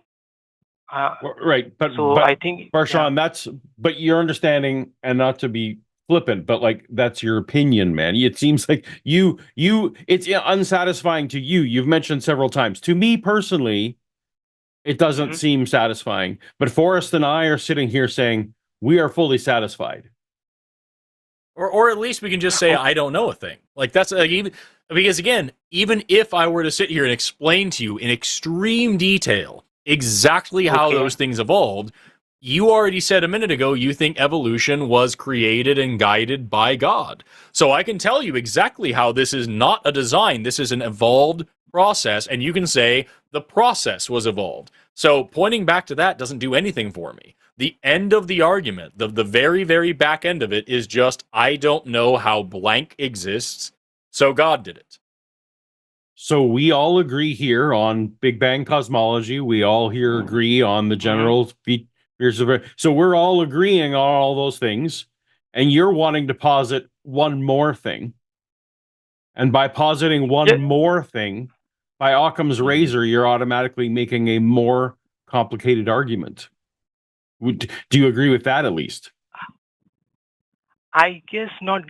This is where we differ, because what I think the naturalistic explanation, I know you are saying you don't know, that is fair. But I still think that intelligent design makes more sense than the naturalistic explanation which we have, because it makes no sense. To you, Barshan, to you personally. Okay. But that doesn't, your incredulity on this point doesn't translate to other people, right? Yeah, I mean, yeah, okay. So your incredulity doesn't convince me of anything. So Okay, I'm going to need, if you want me to come along with you, you're going to need more than that doesn't seem like it's good enough for you. Okay, but can I ask a question? Like, do you guys seriously, do you guys seriously think, like, can you tell me how much percentage do you believe that a God doesn't exist from 1% to 100%? Can you give me the percentage? Well, you'd have to define the God first. Yeah, okay, I have by no God, good, I have no good reason to believe that a God does exist, is where I'm at. Okay. Okay, by God, I mean just a higher power which is conscious and which has created everything which we know today in this existing universe. That's what my definition would be. And is this God involved? Like, and this God doesn't, by your definition, does not interact with the world now and doesn't care. Interact with the world as in prayers, I have no idea. I'm agnostic about that, but I do think it controls, as in it takes life of people. So I would say that. Okay, like you called yourself a deist earlier, if I understand correctly, and like I don't know how I would disprove a deistic God. Don't know how, and honestly, it doesn't affect my life, so I don't actually even care. So a deistic God, whatever. I don't know. I think that there is a God that's interacting with the universe and cares what we eat for dinner is very low, pretty much zero. So, does that answer your question at all? Yeah, I guess so. And also, I wanted to ask Forrest about the evolution, about the leaf insect, how it can be so precise, and even the moth, which copies hornets, etc. Basically, any insect, mimicry insects, which copies nature. Can you like explain? Basically, how do you think it can come on its own? Because so it's I'm gonna pull up a thing here. I'm gonna see if I can find some resources, because like I can sit here and explain what I've got, but it's not my area of expertise at all, and so I would not do it justice. Have you, Barshan? Have you Googled? Have you looked up evolution? Yes, I have, and I have also asked evolutionary people. Okay, who knows this subject. And you read the answer and you said, nah. You read the answer and said, not sufficient. No, I didn't say nah, but I'm like, it's, for me, it's like incomparable, like how it can do all of this on its own with trials and errors. Right, so we're back. Over the generation. So we're basically back to your credulity. Yeah, exactly. So yeah. So like, I don't know what to do with this call if basically we're saying like we are satisfied or we're satisfied saying we don't know this yet. You have actually read the answers and you just said, I personally don't buy it. And I don't know where we can go from here. Do you think, are we wrong? Not really. I mean, that's basically is my belief. So yeah. Okay. Right, but and this belief doesn't tell you what to do throughout the course of the day. This is just a gut feel you have that a mind was involved in some way. Yeah, I think I know for a fact. Okay. I found Uh, one from I- 1982, and it's not and good you enough. and you don't buy what we're saying that would be Occam's razor multiplying entities beyond what we have evidence and necessity for. No, I don't think I have seen the naturalistic explanations. Even with that, I think the probability is very low. All of this is coming So by you're itself, given the billions of years. gotcha. So your credulity is telling you that those answers require something beyond what naturalism could ever discover.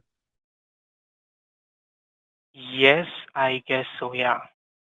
Okay. Do you understand that we're kind of at an impasse at that point? Yeah, I guess maybe.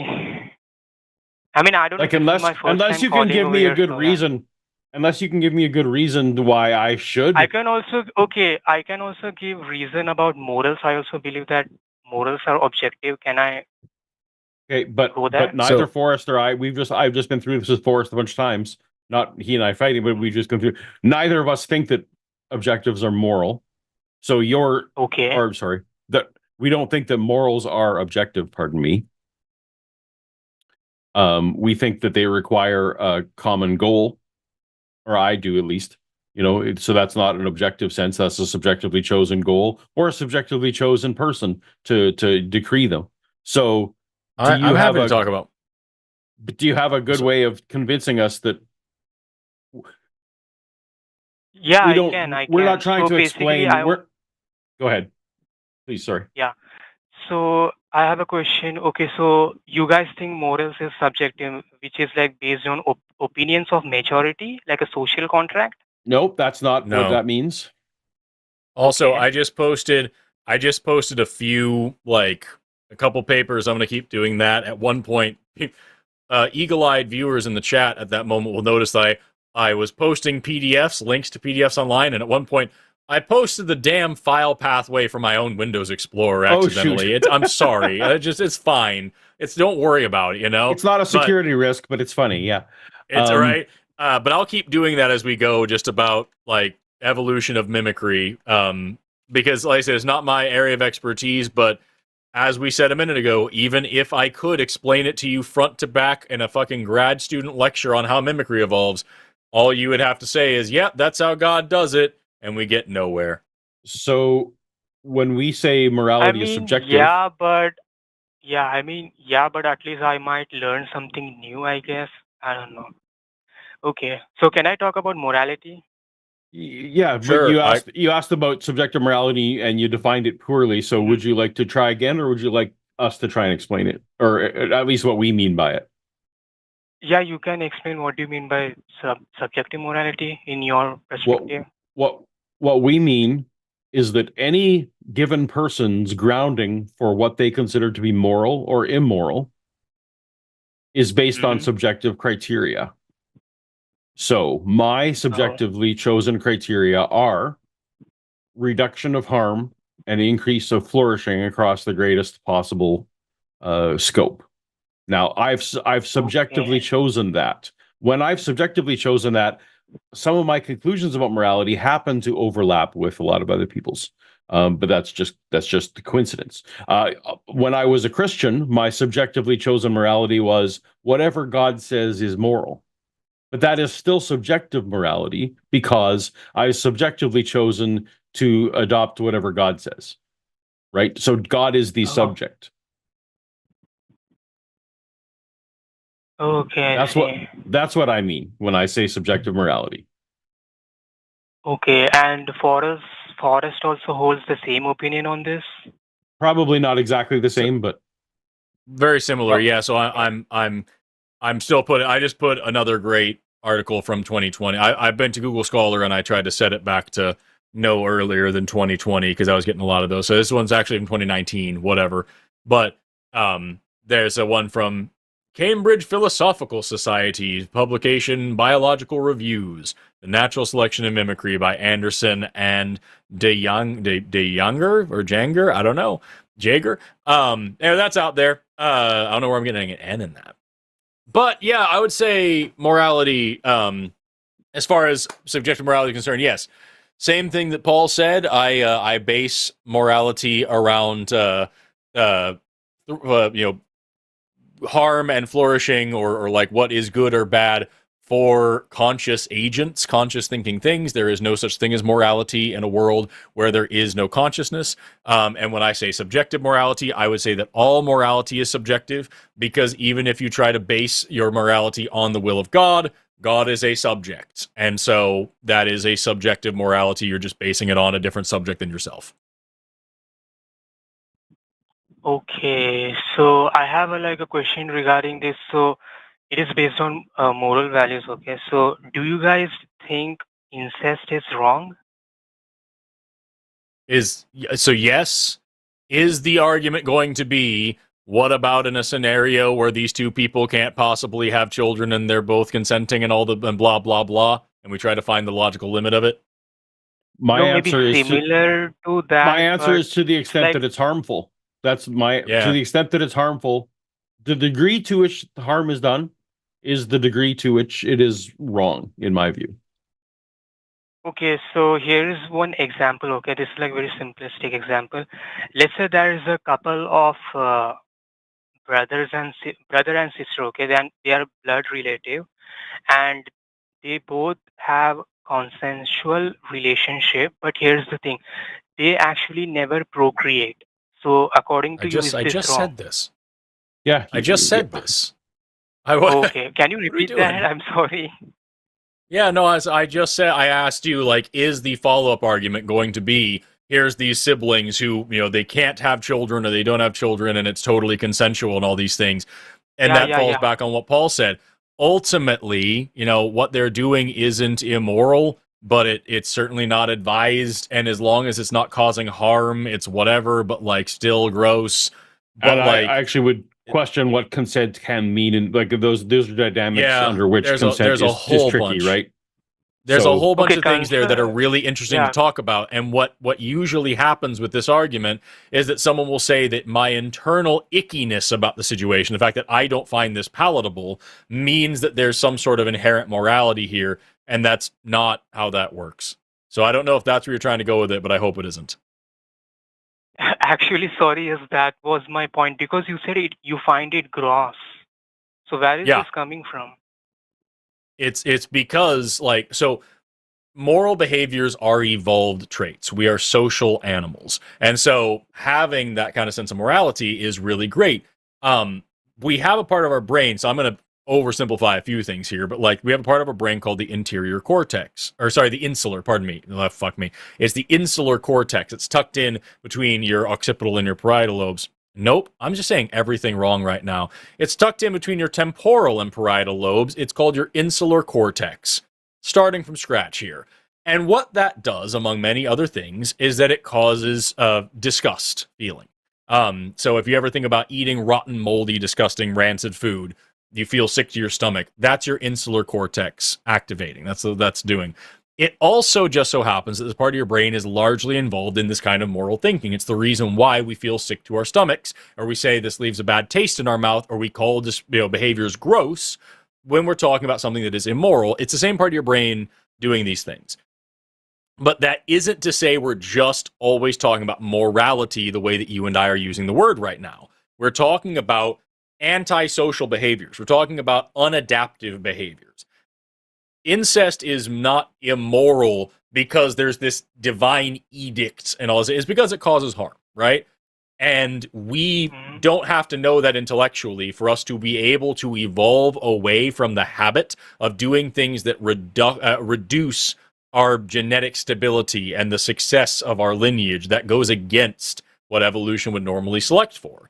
And so we consider incest gross because the same part of our brain that protects us from antisocial behavior and protects us from eating rotten meat is also protecting us from something that would harm us in the long run genetically and stifle what would be, in this case, our indirect fitness or our inclusive fitness. So it's just an evolutionary game, I feel this way because evolution made me feel this way. Same reason why I have most of my morals. And also, not every Okay. society has felt that way, or even That is also continues to true. feel this way. Like there's also a social component to it, right? Yep.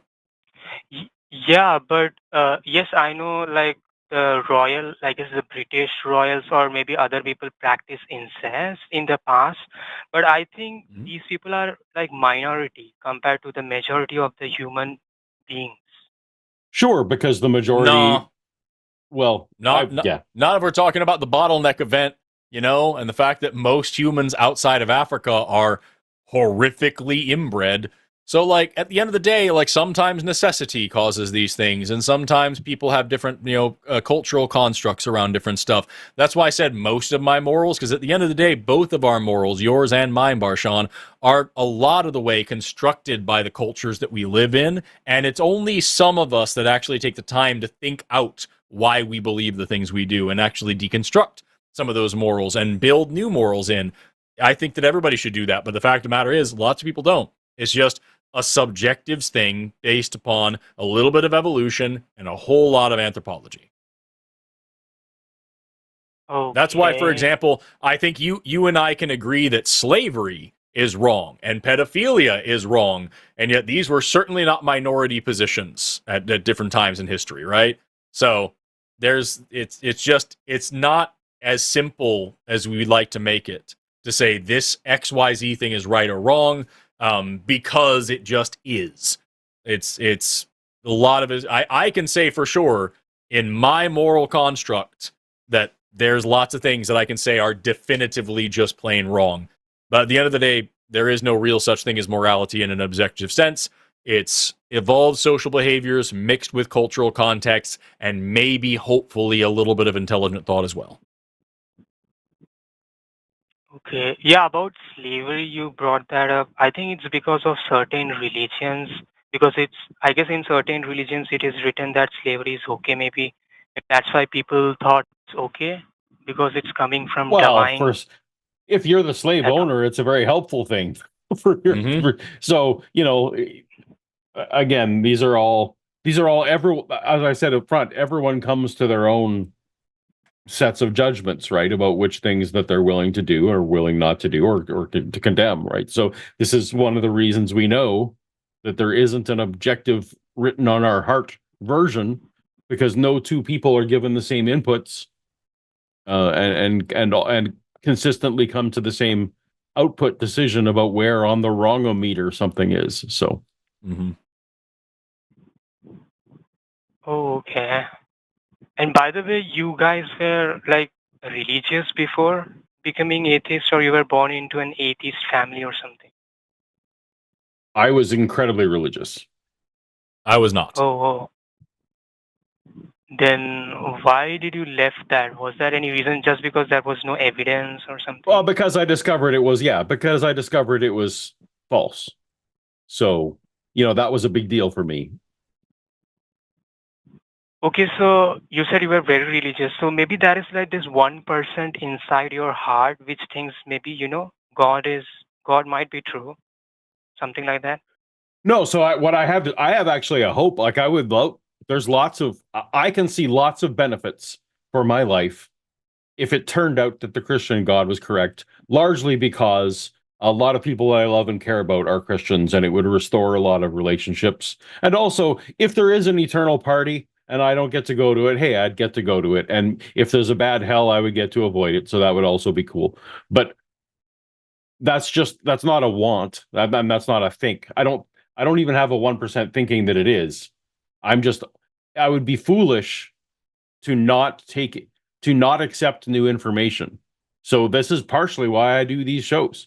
Because if someone calls in and think, Paul, there's this thing that you haven't been considering, and there's new information, only a fool would ignore the new information and not assimilate it, right? Like that was my problem for my first decades, was that I wasn't incorporating new information. So no, it's not that I'm secretly harboring 1% that it's still true. Anyway, that maybe sounded defensive. It wasn't meant to. It was meant to explain. Yeah, I mean, I agree, because here's the thing. Even I struggled with this. By the way, my family is from Hinduism. Okay, I also studied other religions before I became atheist. Then back to believing in God.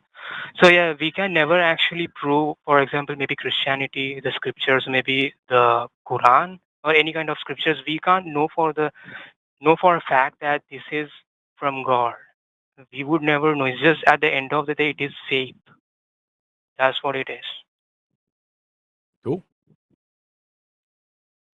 Uh, At the end of the day, saying that we can't know a thing doesn't mean that you yes, should then assume that it's magic. I'm talking about the scriptures, by the way, not God as in that. I think religion and God is separate topic. What I think is maybe, let's just say, I believe that I don't think the major world religion like Christianity, Islam are maybe true. They could be true. I'm not sure, but personally, I don't believe because of what's written in these scriptures.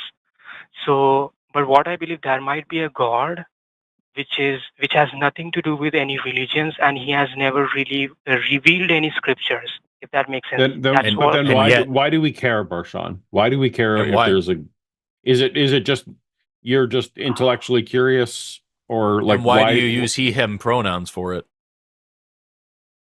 Oh, sorry. I mean, I'm just using he pronouns because I don't know. I just use that. I have no clue about that. Okay, so Well, why I'm just saying we should? it's. Hmm? I think it's. I'm not holding you to that to say like that proves anything. I'm just saying it sounds to me like there's a lot of stuff that you don't understand about the universe, and you're just kind of filling in the blanks. And I think the fact that you're using these pronouns for it, like I said, is not like a major thing, but I think it kind of speaks to the whole thing here. You're filling in the gaps of our understanding with something that's comfortable for you.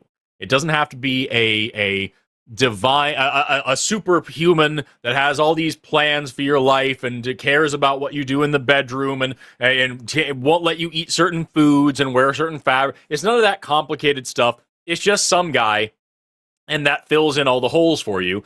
And when you don't understand something like how a leaf insect gets to look in the way that it does, or what came before the Big Bang, or where the laws of physics come from, or wherever, you can just plug this guy in, and it has no baggage attached. It has no complications. It's just the guy. And what I'm trying to get across to you, and I think this is where the conversation probably ends because it's right back to the beginning, is that that's not a good enough answer for me. It's a very easy explanation, but it's not testable. It's not provable. It's not anything that actually gives me any predictive power about the universe around me. It's just kind of a blanket statement that doesn't really credibly answer anything. So I am more curious than I am desperate for just any old explanation. So I'm sorry, your God just doesn't compel me. I think that's the end of it for me. Hello, yeah. No, one last thing. Like, you don't genuinely see design in nature. For example, the insects I mentioned. You don't? Okay. Nope. I see a lot of variation. Yeah. Even if I look at things that look incredibly complex and like super specifically designed today, I can look back over time and see variations of that same so-called design all the way back to when that design didn't exist. And when I get really in detail about things, like I study human anatomy for a couple of years specifically. And let me tell you, for every person who tells me there's some great design that I can look at in the human body, I can point to about 50 things that are really, really poorly designed, if they are designed at all. So, like, a superficial look at an insect is not enough for me to rewrite everything that I know about cosmology. And I don't think there's anything that would classify as design in my perspective. Wait, you said there are something which are poorly designed, like, for example? Like, for example, putting the eating tube and the breathing tube right next to each other, so it's very easy to clog one while doing the other. Putting the waste dump right next to the playground is probably not the best idea, you know?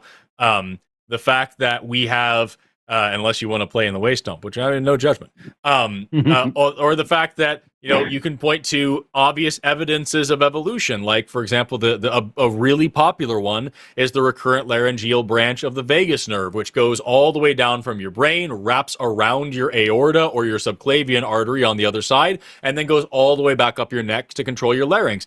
You can say, well, obviously God did evolution. Okay, well then he did it in a really wasteful and stupid way that no Especially if you're a designer giraffe. would do today. Exactly, yeah. No designer would do these things if they were a serious designer. A good designer would unplug something and plug it back in a shorter, path to not waste wire. And so what you're describing here is really, really complex design. But as far as I'm concerned, good designs are as simple and efficient as they would need to be, not ridiculously convoluted.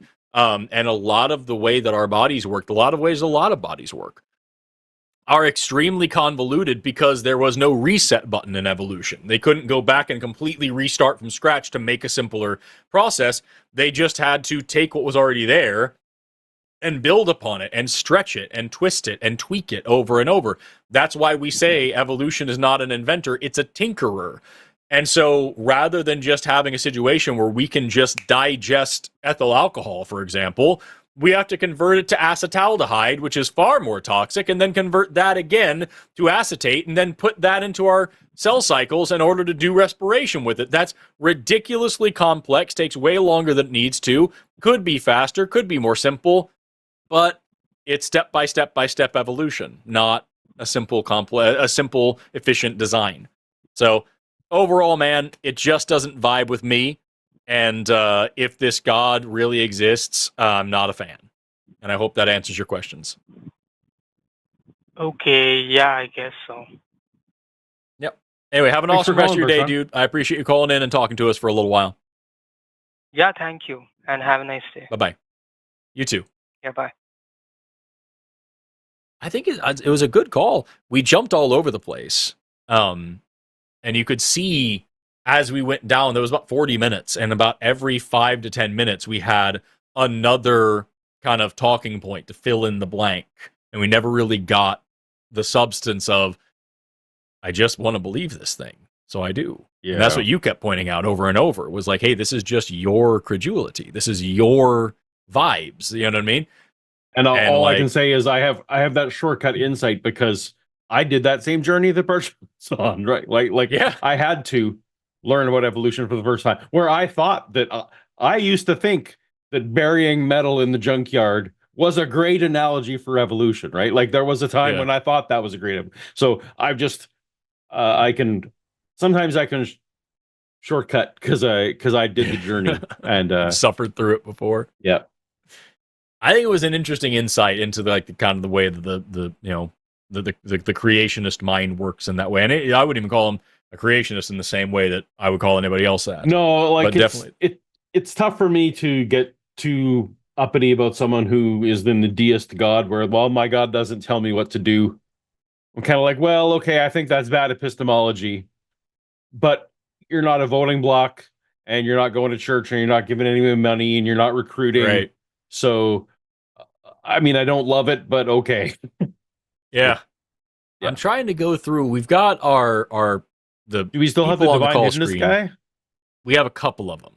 So we have one person who wants to talk about divine hiddenness, and one person who is asking why people get the idea of divine hiddenness. So I think we should go with the person who believes in divine hiddenness first, and then go from there. What do you think? Sure, that makes sense to me. Okay. Let's talk to Rajat. I think that's how you pronounce that. I want to make sure, though. I want to talk about divine hiddenness. Rajat, you are on the line with Forrest and Paul. How are you doing? Hi, Paul and Forrest. It's great to meet you. I've been a caller for a while. So I guess I wanted to talk about so usually when we think about problem of evil and divine hiddenness, I one of my atheist acquaintances or friends said this to me, any argument against theism, just general theism, hits much harder for specific kinds of theism that have eternal hell, and also also exclusivism, right? Exclusivism. So of course, it's it's like the eternal hell and exclusivist theists have higher stakes, so they should have like very high standards, right? Like you are saying that if you don't believe in God, or if you don't believe in this particular God, then you are going to go to eternal hell, suffer forever, right? Yep. Or be killed. You know, like there's annihilation view in like some Christian denominations, Yep. or even Islamic denominations. So it's like that seems to require like much higher level of evidence, right? Because I mean it's sort of like you are okay, you are pretty much threatening me, right? You are pretty much threatening me, but you don't show yourself given that level of threat. So that's what I would say with respect to divine hiddenness, that it hits harder to those types of theists. But I do believe that if you get rid of those horrible things and have a more optimistic view about God, then divine hiddenness does not hit as hard. Is that plausible to you both? So divine hiddenness is a very important part of why I'm an atheist, and it's a very important part of my journey, and it's something I talk a lot about. So I'm going to jump in a little bit here, Forrest. But divine hiddenness, Yeah, please. is really very limited in general. Divine hiddenness can only apply to a single person. It can't be applied generally, for the reason of divine hiddenness argument argues for the idea of a non-resistant non-believer, right? And so if you're a resistant non-believer, like if you just like, I don't believe in God and I hate him because he did such and such to me, well, okay, that's a resistant person, and they're maybe resisting evidence consciously or subconsciously. So first of all, you need to have a non-resistant non-believer for it to even matter. And I can only judge the non-resistantness of myself. I can't judge the non-resistantness of Forrest or even my own children. So divine hiddenness, again, if you're at least using the Schellenberg versions of it, it only applies to that, right? And then, as you said, divine hiddenness only applies to a God who wants to have a relationship with the person. If God doesn't want to have a relationship with, like the last caller was talking about the deistic gods. If a God doesn't want to have a relationship with, the divine hiddenness means nothing, because why wouldn't that God remain hidden or choose to reveal himself fully to one person, and the next person sitting beside them just stays hidden? So I think you're right. I think you're exactly right that it only applies to a God who wants to have a relationship with us. And it only applies, you can only use it personally. You can't use it generally to disprove gods. Does that jive with your understanding of divine hiddenness? Yeah, so I am indeed using the Schellenberg's version, right, of non-resistant non-believers, right? And usually the people who believe in like conservative or right-wing theisms, they argue that there are no non-resistant non-believers. They would say like all atheists or all agnostics are like resistant non-believers or something like that. But as someone who calls himself a non-resistant non-believer, I can laugh at those people because they can't know my thoughts, right? They can't. The only thing that a person can be certain of at all is the content of their own thoughts. You can't know if your thought is correct. You can't know where your thought came from. Maybe someone's implanting it. You can't know a lot of things, but you can be certain about the content of your thoughts, right? Because that's the only thing you are experiencing. So when a theist throws at me, well, you're a resistant non-believer, and I, in good conscience for myself, evaluate myself, I think I am the only person. The only thing I can do is actually judge that, right? So I laugh at those people, but I don't think you're one of them, so I don't need to berate them any further. Yeah. And I agree with you, Paul, that I do believe that there are non-resistant non-believers, and I'm a universalist, so and an inclusivist. So I believe that all sentient beings have an optimistic future. Ultimately, they shall all go to heaven and have a wonderful life forever, awesome life. Right. So if that's a God that exists, that God doesn't necessarily care if he has a relationship with me, Paul. And so divine hiddenness wouldn't carry the day. I would so yes. Yeah, I would so divine hiddenness would be non-impactful. It depends on what.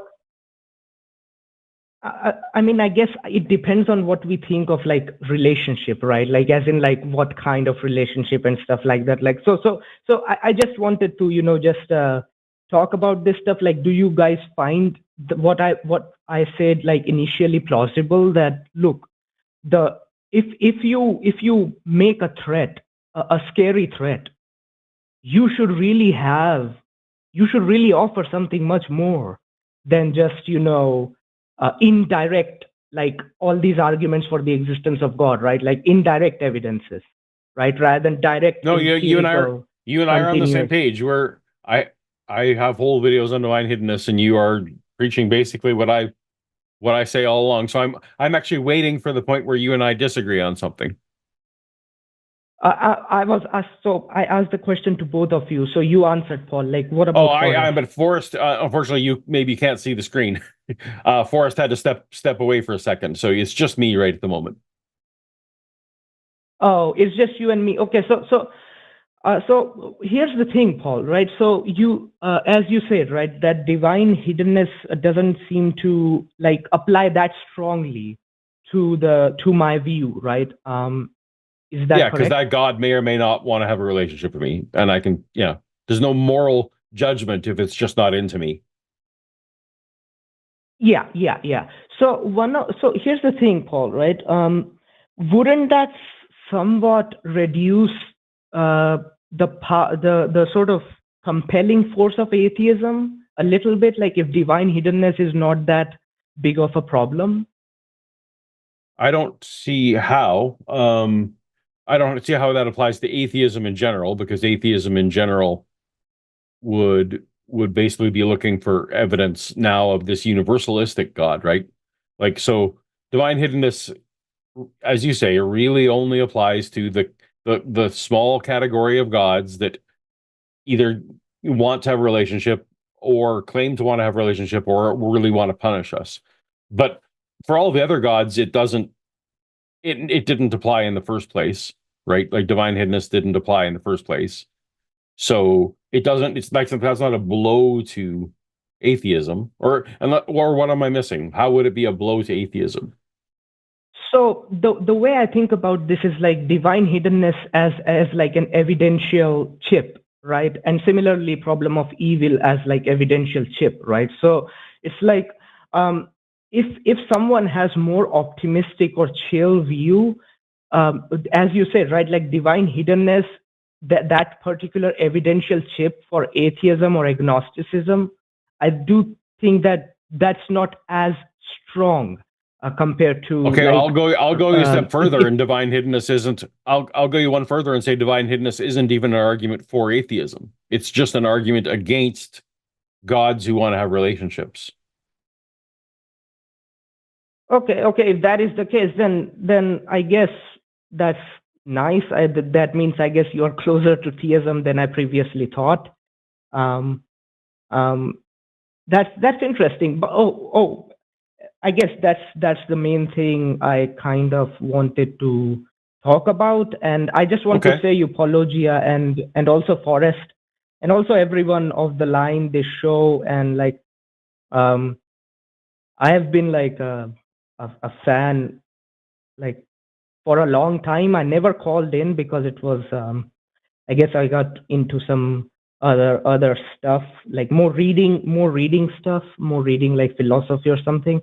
So but well, if you're willing to talk to me, thank you so much. If you're willing to talk to me for another couple minutes until Forrest gets back, because I want him to be able to pick the next call, because he has the good key set.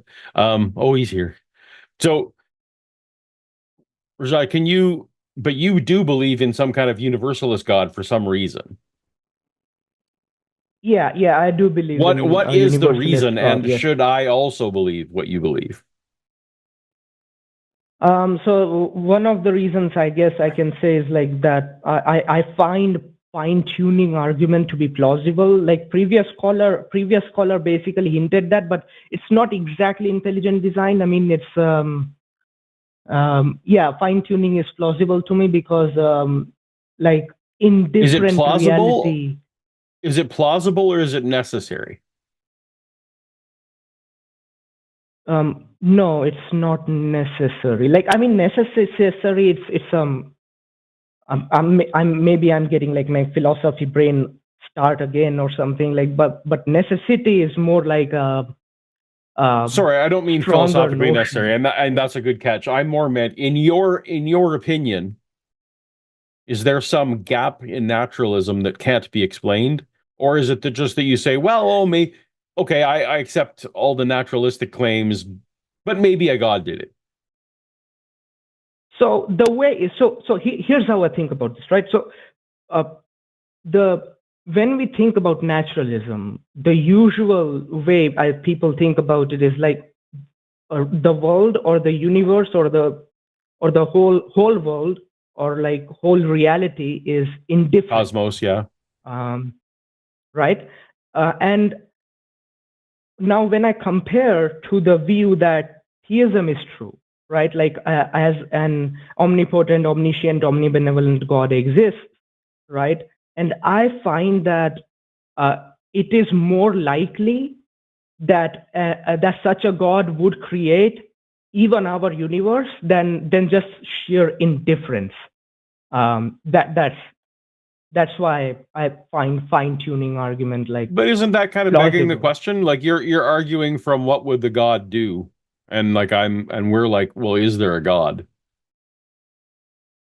Well, no. Here's why it's not begging the question, right? So we are comparing two different views. Like, so there's theism and atheism. Atheism is like reality is indifferent.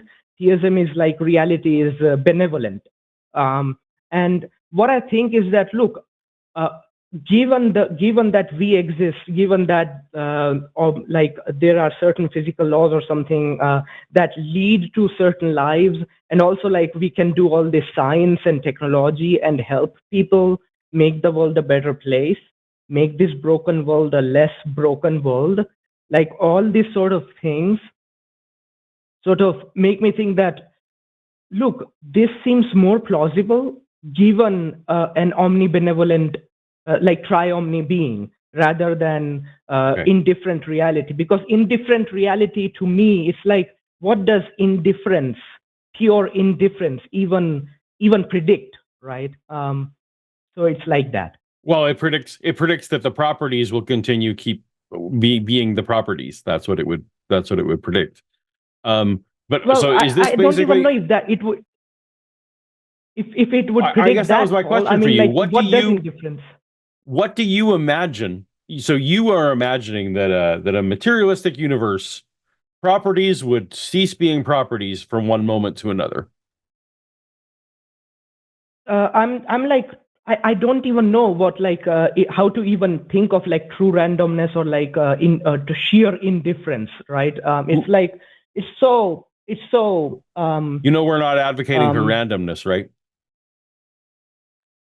I know. But the thing is with indifference and true randomness, there's sort of like how much difference is there? How do we define like truly indifferent reality? So you think that an indifferent universe couldn't be studied? I believe that an indifferent universe, we wouldn't see such stability. Such regularities. So you think that properties would stop being like hydrogen would just stop bonding sometimes, and other times it would bond. I think because it would be chaos. Yeah. So you just don't. So you don't think. I don't understand the difference between I don't understand how indifference necessitates random, insane chaos, no laws, nothing. Like, you can have an indifferent system. Like, if I were to drop a rock in a pond, so that rock might hit a fish, it might hit the bottom, it might roll down a slope, it might completely indifferent. That doesn't mean that it doesn't follow gravity. That doesn't mean it doesn't follow the laws of physics. So, like, keeping the laws of physics and being indifferent, these are not mutually exclusive things. Well, atheism. If you think that gravity is something that's like a necessity or something, and then you're building indifference, then yes, that would be true. Gravity right? is just a function. Gravity is a function of the shape of space-time. So the space-time gets curved. Gravity is the result that we see of that process, or of that curvature. So it's just the same way as saying, like, my shirt has blue pigment in it. It is reflecting blue light. It absorbs all wavelengths of light. Blue bounces off. So I'm not saying that my shirt is blue. I'm saying it has this blue pigment that causes blue light wavelengths to reflect. Same thing here. If we talk about any law of physics, yeah, they're necessities. They're part of the way that the universe functions. We can still have indifference. Nobody cares about whether my shirt is blue. My shirt being blue doesn't have any indication to the world. It doesn't change anything about the world, right? It's an indifferent situation. It just exists as it is. Same way with the rest of the universe. The universe is indifferent to, and at the very worst, hostile to life. And it doesn't have to be anything more than that. It just gets along just fine. Well, so if you are considering gravity as necessary, and like and some other, like, basic laws as necessary, right? So, like, to me, atheism it just is like that basic view that reality is indifferent. It does not add like gravity and other laws as necessary. Because I mean, that's not even true. What if you that's do that? That's not even true. Atheism is just a single belief on whether or not God exists. I don't believe that a God exists, therefore I'm an atheist. I have met atheists who are flat earthers. I've met atheists who believe in ghosts. I've met atheists who believe in reincarnation. I've met atheists who believe in magic. So none of that necessarily comes along with atheism. What we're talking about here is just a materialistic and mechanistic view of the universe. And that is what we are able to do work with. We are able to do science with that mechanism, or with that view. Well, I mean, like, so wouldn't you? So okay, atheism is like the view that God does not exist, or gods don't exist. Like I get it, right? Let's stick to materialism, because I think Forrest and I are both willing to say that we're methodological naturalists, at least. So. Mm-hmm. Yeah, sure. Even methodological naturalism, right? I'm more talking about, like, usually atheists are not just methodological. I think they're also metaphysical, given that, as they say, right? Like, reality is not benevolent. There is no being who cares about you. You are going to die, and that's just it. You shall be dead. The victim will go in the same grave as, like, the attacker, right? It's just on earth. So it's like, there is this indifference, right? There is this sort of apathy reality is apathetic, right? It is neither immoral nor moral. It's amoral or something, right? Right. And so this is an argument from incredulity, just like the last call, right? Like, you basically think that there is something about reality that is insufficiently explained by your opinion, by your feeling, by your gut. There's something that's in, or is there something that is legitimately, it's not just your feeling, not just your sense. Is there something that Forrest and I aren't looking at? I think we lost the call. We lose him. Shoot. Yeah. Which, honestly, it had been going on for a little while, and I felt like we were at the same place over and over. I extended it because you were absent. So I appreciate you. Yeah, no, I had to step aside and grab some Tylenols and whatnot. You don't need to explain yourself to us. You can just we have free will on this channel. weak little bitch who gets has pain issues and Right. really Whereas needs some blood. I'm so much stronger than you. I actually have a whole array of meds in front of me for whatever ailments might happen during the show. Smart. Yeah. We have cap lines, and it's largely my fault and everyone else's fault. I've got 3 hours of driving and a lot of school tomorrow, so like we're gonna go through the last call. We have 4 other calls left, and we're going to crank through these guys. I don't know for sure who's who, but I think. Wait a second. Let's talk to. I think this one is Grover, maybe. You're on the line with Forrest and Paul. Whoever you are, you're on the line with Forrest and Paul. Hello. Hey, how are you? I'm all right. All right. Can you hear me? Yes.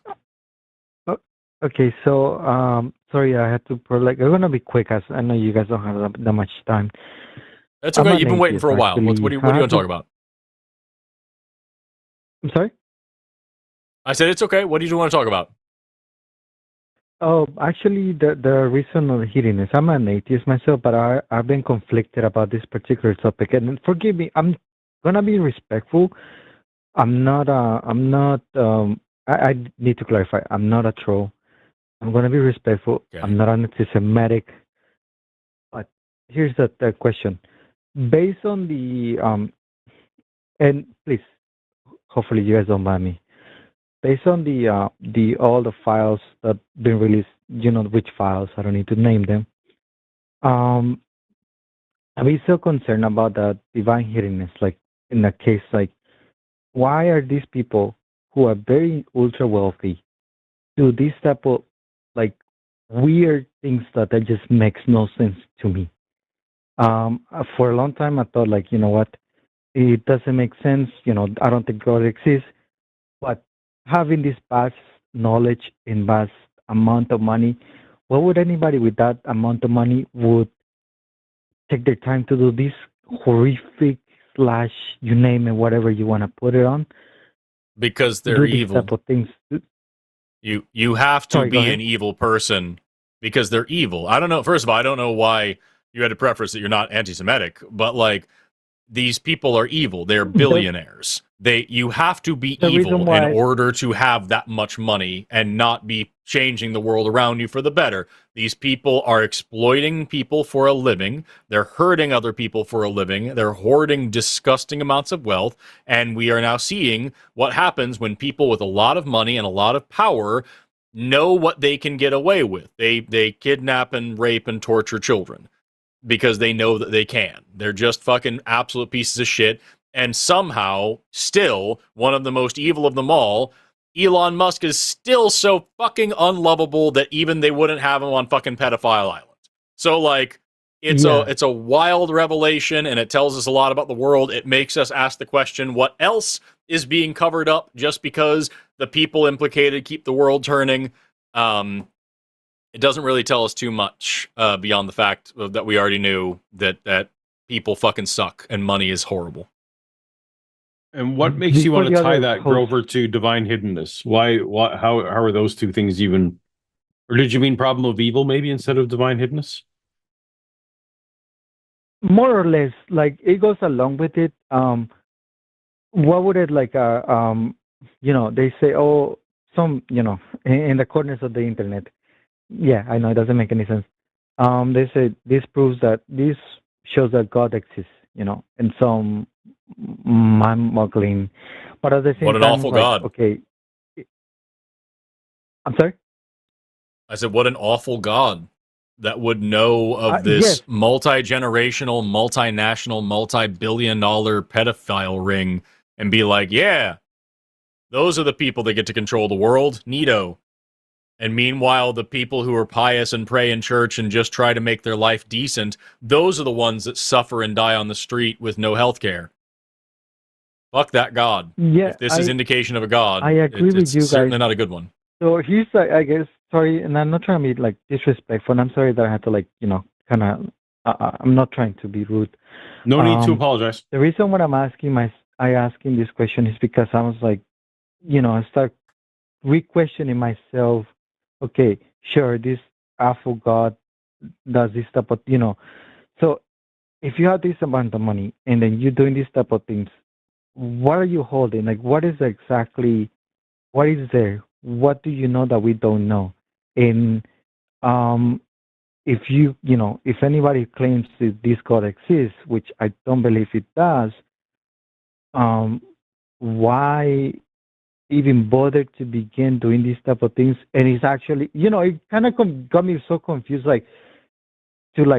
is there actually a God? Is there actually evil? What is this divine hiddenness that they are, I guess, seeking? These people are I'm seeking. confused, Grover. Do you think that in a world without gods, that that billionaires would be they would all be great people? No, and only that's not because what there I'm is a God saying. that some of them are bad people? Like, I'm confused as to how these two topics are related in your mind. In my mind, it goes like, what do these people know that we don't know? And it just started making me Where to question buy children. They know where to buy children. What do you think that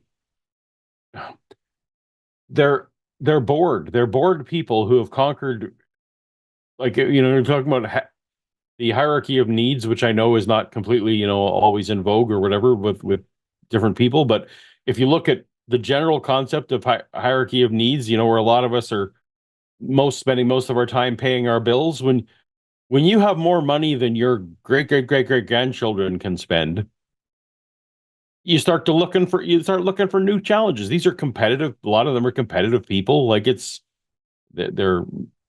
I don't see anything that needs explaining here. I guess I'm confused as to where the gap is for you. The gap comes into, like, I understand what you're saying, and trust me, that's what I thought too. But the gap comes for me is like where I guess it just made me question it. If I was like I don't even know how to put it in words because I was just thinking in Spanish. I'm sorry. How what is exactly there? Is there something we don't know, like divine, I guess, divine hiddenness that they know, or something like that? Just question. Do you suspect that they know more about? Do you suspect that they know more about God than we do?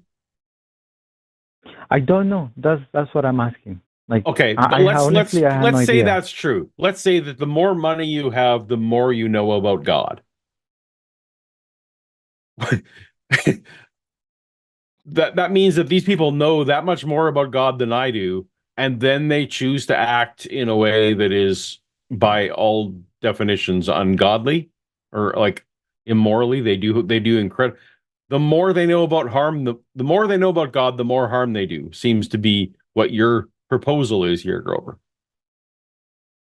I guess more or less that's my question. Well, does that make any sense to you? That if you could, it doesn't. I know, fuck, man. If that's what I'm calling. That wouldn't. So then, if that's the case, then like we should be outlawing priests and preachers and all these people, because like if they convert somebody, that person's gonna become a pedophile. It turns out, and like that's not. I don't know, man. It doesn't really work for me. Like, even with my Christian hat, I would have said the richer, like, there's lots of parables in the Bible, if you want to go with Christianity, at least, that the more money you have, that the love of money is the root of all evil. Like, the more money you have, it seems like the religions kind of agree. The more money you have, the less godly you become. So I'm not sure why your intuition is that someone like Elon Musk would know more about God than us. Mm-hmm. You're just going counter to most people's intuition. It sounds stupid. Trust me. I just think it is, but I was just questioning myself. Like, I don't think you should. I think your instinct is right. I think that line of thought process is at best unprovable and counterintuitive. Mm-hmm. And so when something's counterintuitive, you need pretty strong evidence to overcome it, I would say. I don't know. Forrest, do you have anything else to add to that? No, I don't understand what the point is beyond like it could be this thing, but all three of us on the line think that thing doesn't make a lot of sense. Well, I'm just kind of curious regarding that particular thing. Is like, is there actually such a thing as a God? If somebody who which amount of money would believe this nonsense to do this that horrific things, which I understand they do because they're bored or just awful people with you guys. It just really confused the hell out of me. And I don't know. Of course, you guys don't even know the answer to, of course, but I'm not here to prove nor disprove anything. I see no I'm just reason here why to, like, there's no reason why money should be Yeah. a differentiator in who knows God. Like that just doesn't that doesn't make any sense. I guess so. Sounds a stupid question. Sorry, guys, for wasting your time. Oh, you're good. Yeah. All right, man. All right. Have an awesome rest of your day. Thank you. Bye-bye. It's like the prosperity gospel, but infinitely worse. Well, that at least in the prosperity gospel, you got the money because you were godly. You didn't become godly because you got money. Anyway, whatever. Right. It's all garbage. Oof. And we have one call left, and it's Trevor, who wants to talk also about divine hiddenness. Trevor, you are on the line with Forrest and Paul. How are you doing today? Yo, I'm good. How are you, Forrest? I'm all right. Well, Paul. Yeah, I just wanted to, I don't know, talk about divine hiddenness. It sounded like you had a richer understanding of what that is, Paul. I think I just care more. I think Forrest understands it fully. Yeah, I would say I have a pretty good grasp on it. Maybe I don't. Maybe there's a lot that I don't understand, but I also think that it's a weird and then topic. richer than my understanding. It sounded more specific to like a tradition, and then It's just more of a. It's more personally impactful to me. I think we both know what's going on for sure. So what okay. what are your thoughts? Where would we disagree? You heard me talk about it at length already. So where do you and I disagree about divine hiddenness? I don't know. I'm trying to figure out which thing I want to pull on here, and I don't want to like get lost spiraling. So I'm kind of worried about where I step in. I don't know. So one thing you were saying earlier that I was interested in was this thing about Jewish people using substances to have dreams or visions, and then you were saying, I think you were saying that they were kind of like not worth deeming as having content. Maybe I'm probably wrong about that. So you're not talking about divine hiddenness anymore. I did mention Merkva mysticism, and I'm sorry to my Hebrew friends to whom I'm butchering how to pronounce that. But yes, there were certain practices and Josephus, the historian, the secular historian, documents some of these as well, where in the first century, different Pharisees and different groups would deliberately try to via either starving themselves or getting involved with hallucinogens or combinations of those things, attempt to get visions, because in that culture, visions were seen as just another way to get truth. Like the one way to get truth is through your five senses. Another way to get truth is through your dreams, as seen throughout the Bible. Another way is to get visions. So, but that's not really related to divine hiddenness. So which direction are we heading? Well, I guess I kind of, maybe I'm just misconceiving or misperceiving it, but I feel like it is to me. Because I just been thinking about like dreams. I don't know. I've kind of learned about dreams as being contentful. Like they do have information, even though they're kind of unreasonable. Sometimes, let's say, they have information. Do they have information that I your guess brain didn't? Do you think, Trevor, the dreams ever has information that your brain didn't already know when you went to sleep? No. Yeah. Okay. So we're on the same page. Sometimes your subconscious surfaces things in dreams. I don't think that's controversial. Yeah, I mean, I guess that's kind of what I would pull on, that like it surfaces like painful emotional relationship kind of things in dreams sometimes. It can be other things too, or maybe it's just non like not worth reading. Sure, but these are all in the categories of things that your brain already knew, right? Your conscious part of your brain wasn't thinking about it. Yeah. Well, I mean, it can be things like, I mean, so this is kind of just me asserting things clearly, but I feel like it can be things that you experienced, but like kind of didn't know in the moment. Like you didn't put your foot down and say, like, we're going to change the flow of this social interaction. Let's say something happened and someone was upset or felt like they were cast out of the group a little bit. Do you think that this is in a and different category than what I already asked you about? It seems like it's the same category.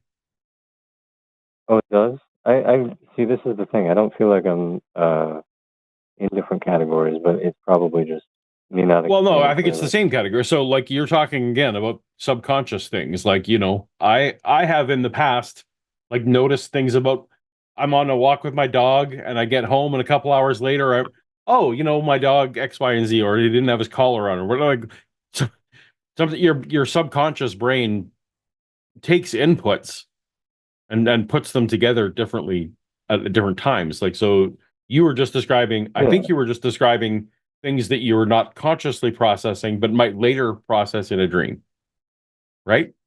Yeah, exactly. We're not talking about, talking about things that I really only care about this if a God is planting, if someone outside of yourself is in your dreams planting things there, right? That's the question. Well, I guess so I guess like the crux of it for me is like emotion and relation. So to my kind of like, maybe this is not even super theistic sounding, but I just feel like you know, God is this kind of like togetherness, love. Like in theory, if it were all done really right, it would be that. No, and this kind of relational, emotional, like empathy that comes out in dreams is kind of a guidance toward that. Some people's dreams are not empathetic at all.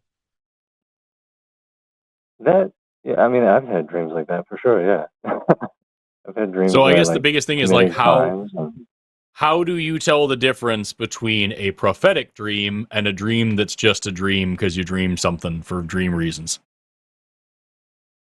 Well, I think it's like, I mean, and this is again me just asserting things, but I think it's like if you are coming with the intent of reading the dream as having that kind of content, then you can, and then I guess you could say you're just pattern spotting and like you're just kind of reading, like doing augury or something. But I think there's kind of I think that's what psychoanalysis is about. That it's that there's a reason to interpret the symbolic. So no, interpreting the symbolic whatever of dreams is like old debunked pseudoscience. And so like the idea is like you can read dreams, you could read tea leaves, you could, you know, read people's handwriting, you could measure the shapes of their heads, you could do all these different things to try to, you know, predict whatever about them. None of these things work. It's just astrology in different hats. So like, well, I don't know, man. It's if you have a way to detect like what dreams are real and which are not, and then we can run tests on it, that'd be fun. But in order for this to work, you need to do more than just, well, I investigated this dream and it came true. You need to be able to make novel, testable predictions. I predict that if I have this kind of dream, this thing will happen. And we don't have that. Yeah, I mean, we do have like some prophecy, but we can leave that aside. And what prophecy? What prophecy? But you're right that it's like it's not testable ahead of time. What prophecy? Like prophecies in the Bible, prophecies Okay, so not dreams. Elijah. What? So not dreams then. Well, but I thought a lot of the minor prophets, the Jewish prophets we were just talking about, or the Jewish tribe that Paul just mentioned, they were like I'm saying prophesying. they sought wisdom in dreams. I'm not saying they got wisdom from dreams. Mm-hmm. And also, a lot of the prophecies in the Bible, like if you want to point to a prophecy in the Bible that you're claiming was dream derived that we know came true, you'll need to say that it came true somewhere other than the Bible. Because if we say, well, in this book of the Bible, they had a dream vision and it predicted this book of the Bible, that's just how stories work. Is that's all in the same book. It's all just telling the same tale. Harry Potter had prophecies too that came true in Harry Potter. It doesn't mean that Harry Potter's real. So are there any prophecies that came from dreams in the Bible that we can say exist in the real world or that predict something about the real world? I wouldn't. I don't know. Because you're right. Like even to point to one, it wouldn't matter what it was. There would be this kind of like, well, they just told a story about a thing that they could have seen coming somehow, or they just happen to be like, it's not even that good. Right. Trust me, it's not even that good. Also, to the person in chat who says God is not hiding, there's just too much stuff going on in the world for us to notice. First of all, you've had over 3 hours to call in. Second of all, like, sorry that your God's so fucking weak that he can be drowned out by the noise of the world. But even what we're talking about here with Trevor now, like, Trevor, you said earlier to Paul that there's nothing that you can get out of a dream that's new information that you didn't already have before. So even if we're just talking about this in terms of prophecy, all that would mean is that you heard some information that would have been useful in the future and ruminated on it for a certain amount of time.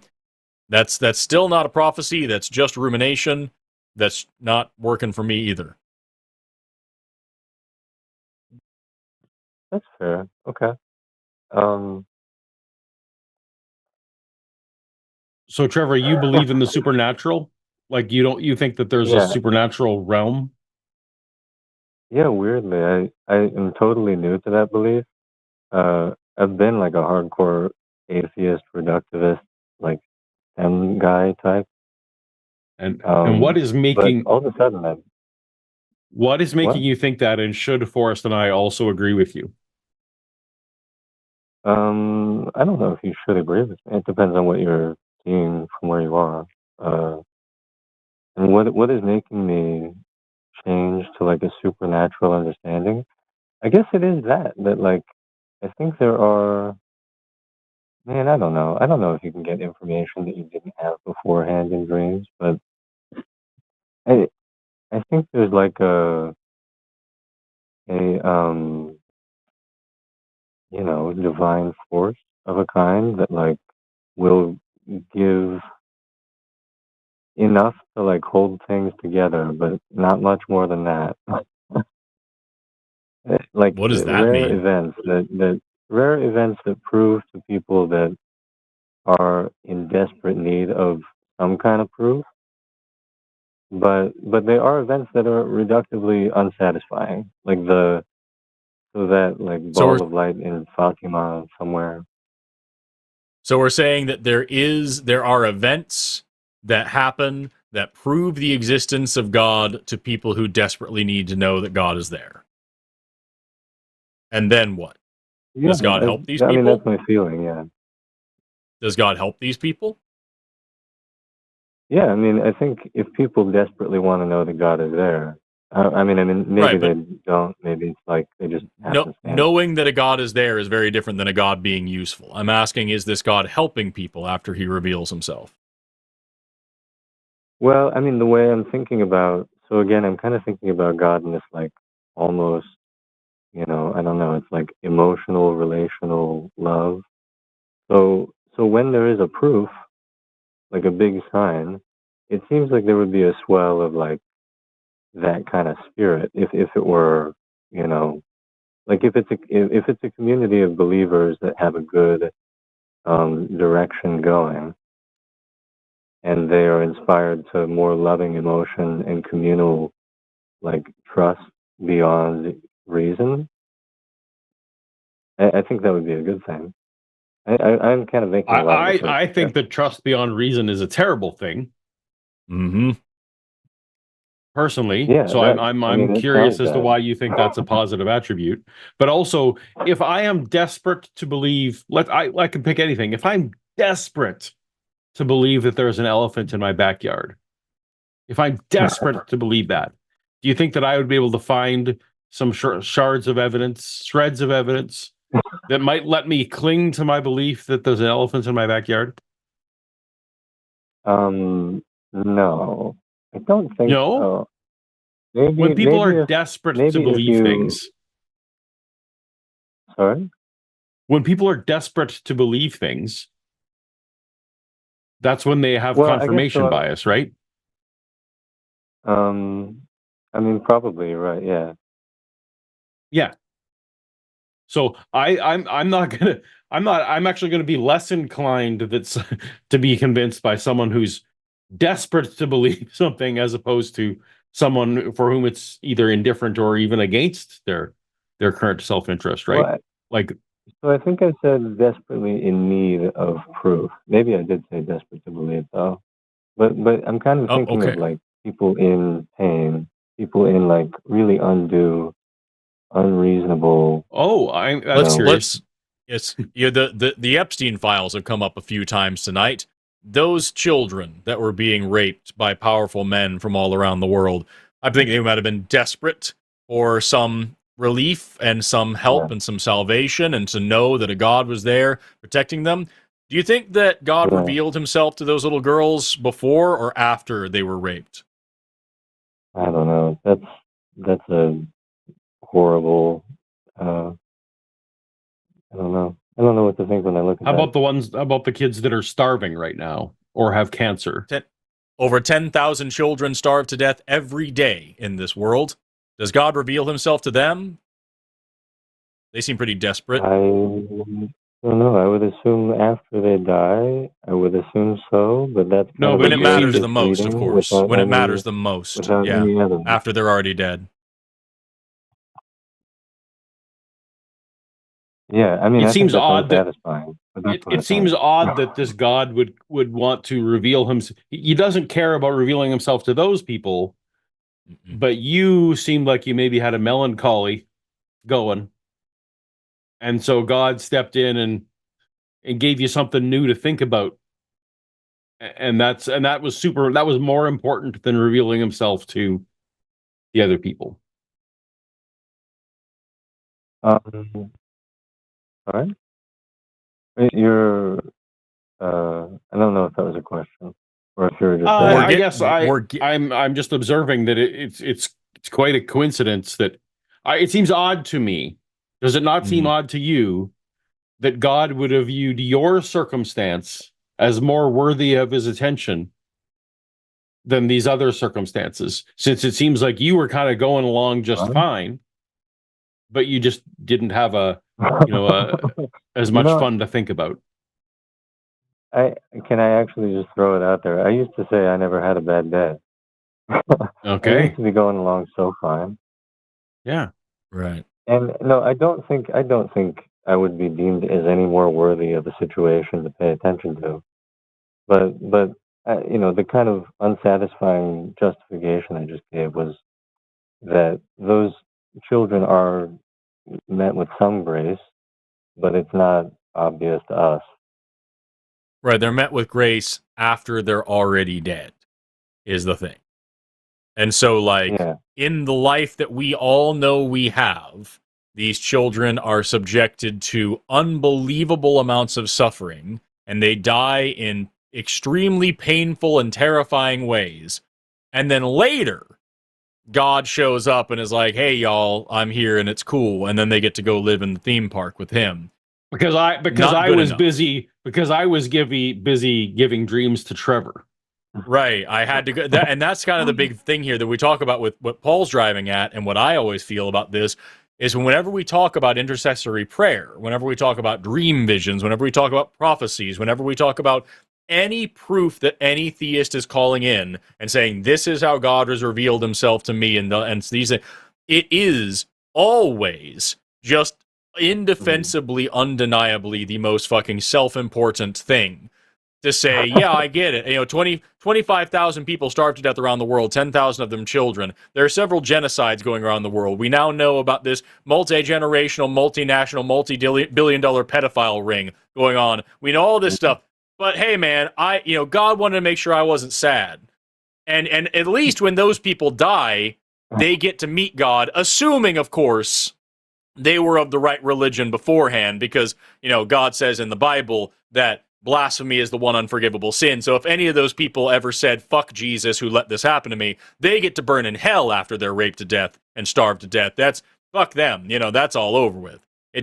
There is no good way out of this that doesn't make your God a fucking monster and doesn't make your story unbelievably self-important.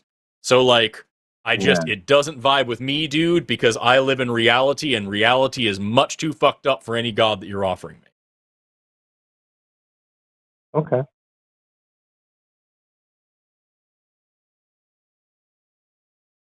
Hey, you got anything else for us, Paul? Anything else for Trevor? No, thanks, Trevor. Yeah. And I guess I got nothing. Trevor. I would encourage you to change your epistemology, man. But you do you, and it sounds like you're having a good time. So giggling while we're talking about the fucking starving people all over the world. Well, I mean, I don't think I was saying that that like an emotional, relational, like force toward love would be preferential toward anyone, or like put anyone even in a line. You did bring up the Bible as evidence, so that sure puts at least hell on the table. I think makes things much worse. Yeah, I think the Bible has like the clearest, and I'm I don't know, but I think a lot of these holy books. Trevor, if you had just called in and said, you know what, I think that love is better than not love. If you would have called in and said that, Forrest and I would have said, you would have agreed. Yeah, generally that's true, and the call would have ended. Right. But you brought in so much baggage with it. It's more complicated than that. It's more complicated because we're supposed to love people that feel like devils to us, according to the Bible. Wait, supposed to? Why? Who says supposed to? And also, I can put love your enemies in a very easy secular framework that doesn't require the nightmare of Christianity to prop itself up. Could you give me that then? Yeah, I think that all people should have human rights. So, even these monsters that we're talking about, I think that they should, be severely punished for their crimes. I think they should rot away in a jail cell for the rest of their life. I do not think that they should be deprived of human rights to get there, because that would make me a monster like them. I can extend my love of all humanity uniformly, even to these monsters, to make sure that they are punished appropriately. And that also means taking the death penalty off the table, because number one, that fits with my morality. I'm not sacrificing my morality for them. And also, I don't think there's anything after death. I want them to suffer longer. I want them to languish in prison for as long as possible and think about what they've done with their lives. So, I can say love my enemy, and that doesn't have to mean letting my enemy walk all over me. It means that I'm going to give my enemy the same dignity that every human deserves, no matter how evil they are, because them being evil doesn't change my being good.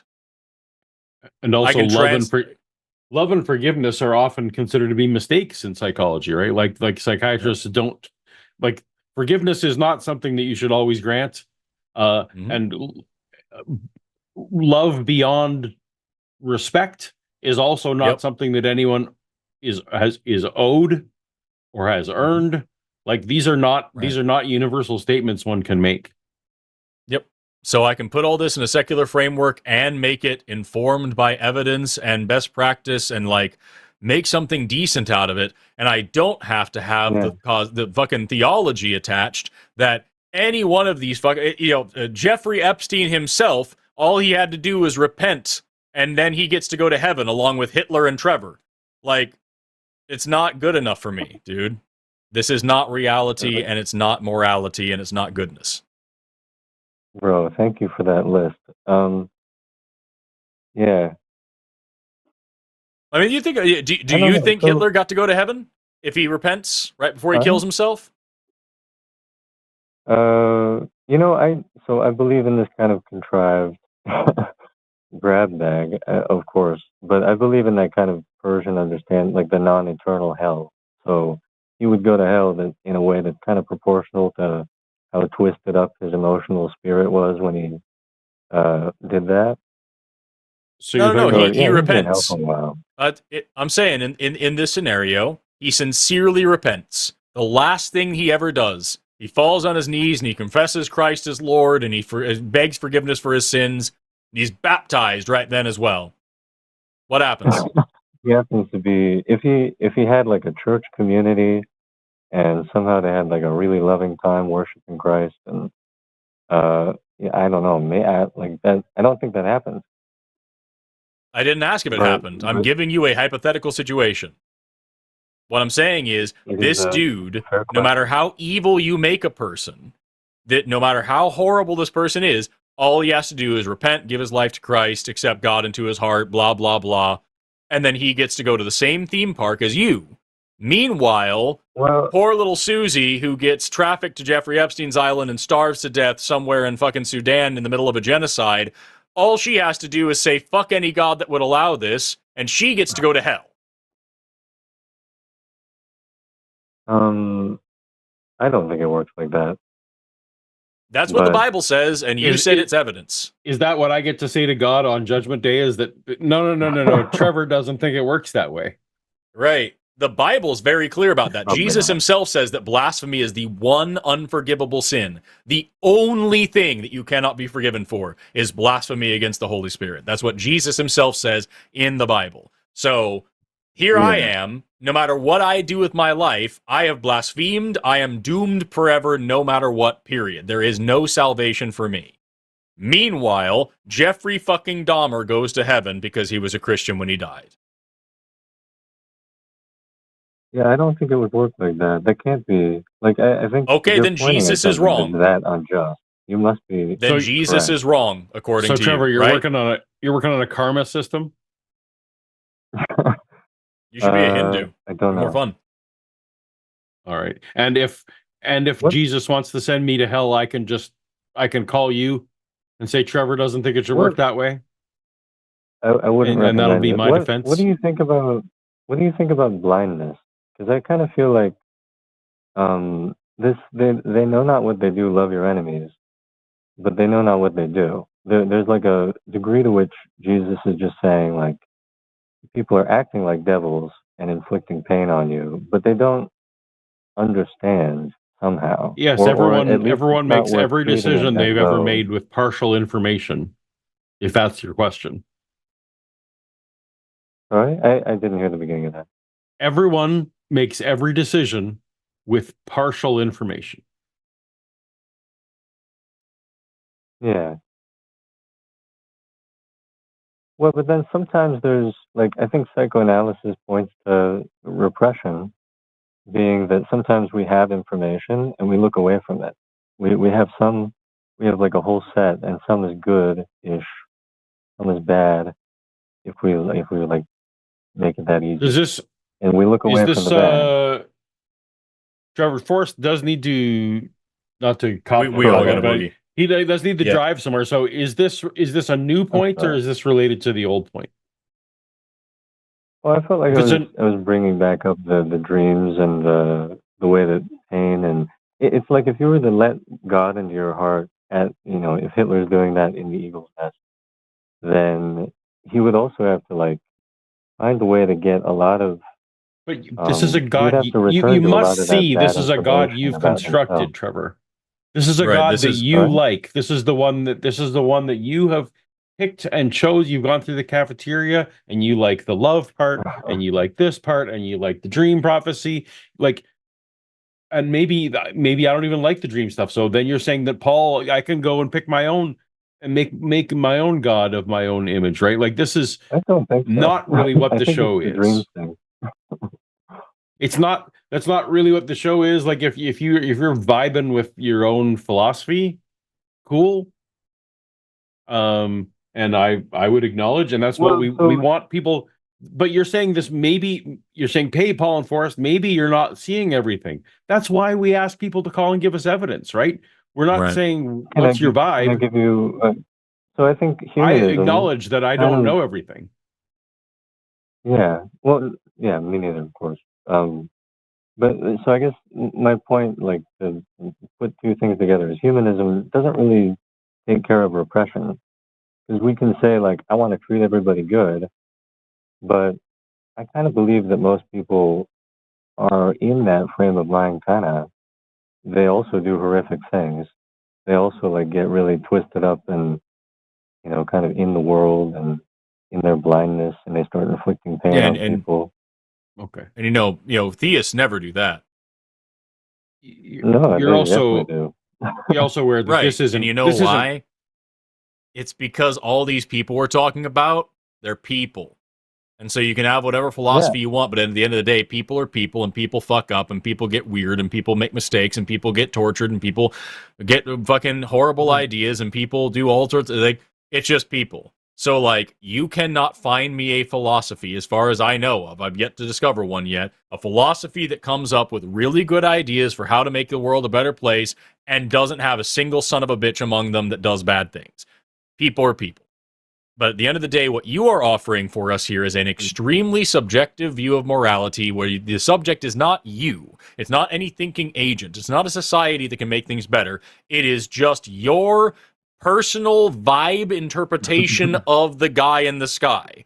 And that's simply not good enough. It doesn't get you out of any of the moral traps or issues that we're laying out here, saying these are major fucking problems for your reality. And what you're giving us here is, well, you know, humanism doesn't solve these problems. Yes, it fucking does. Or at least it tries its very best at it. And are there bad humanists? Sure, there's bad everybody.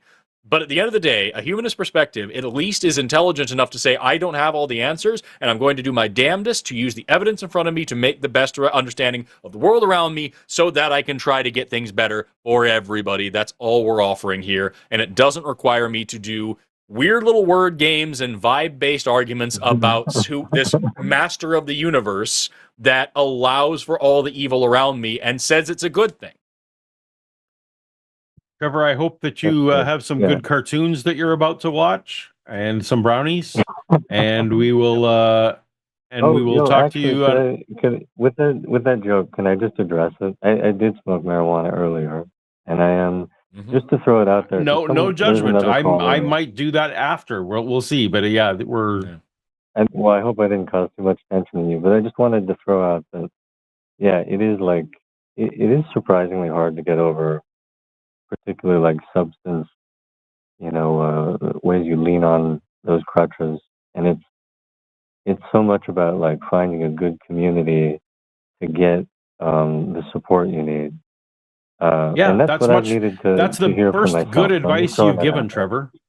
That was the first good advice you gave in the whole call. 31 minutes in. Maybe smoke after you try to argue for God next time.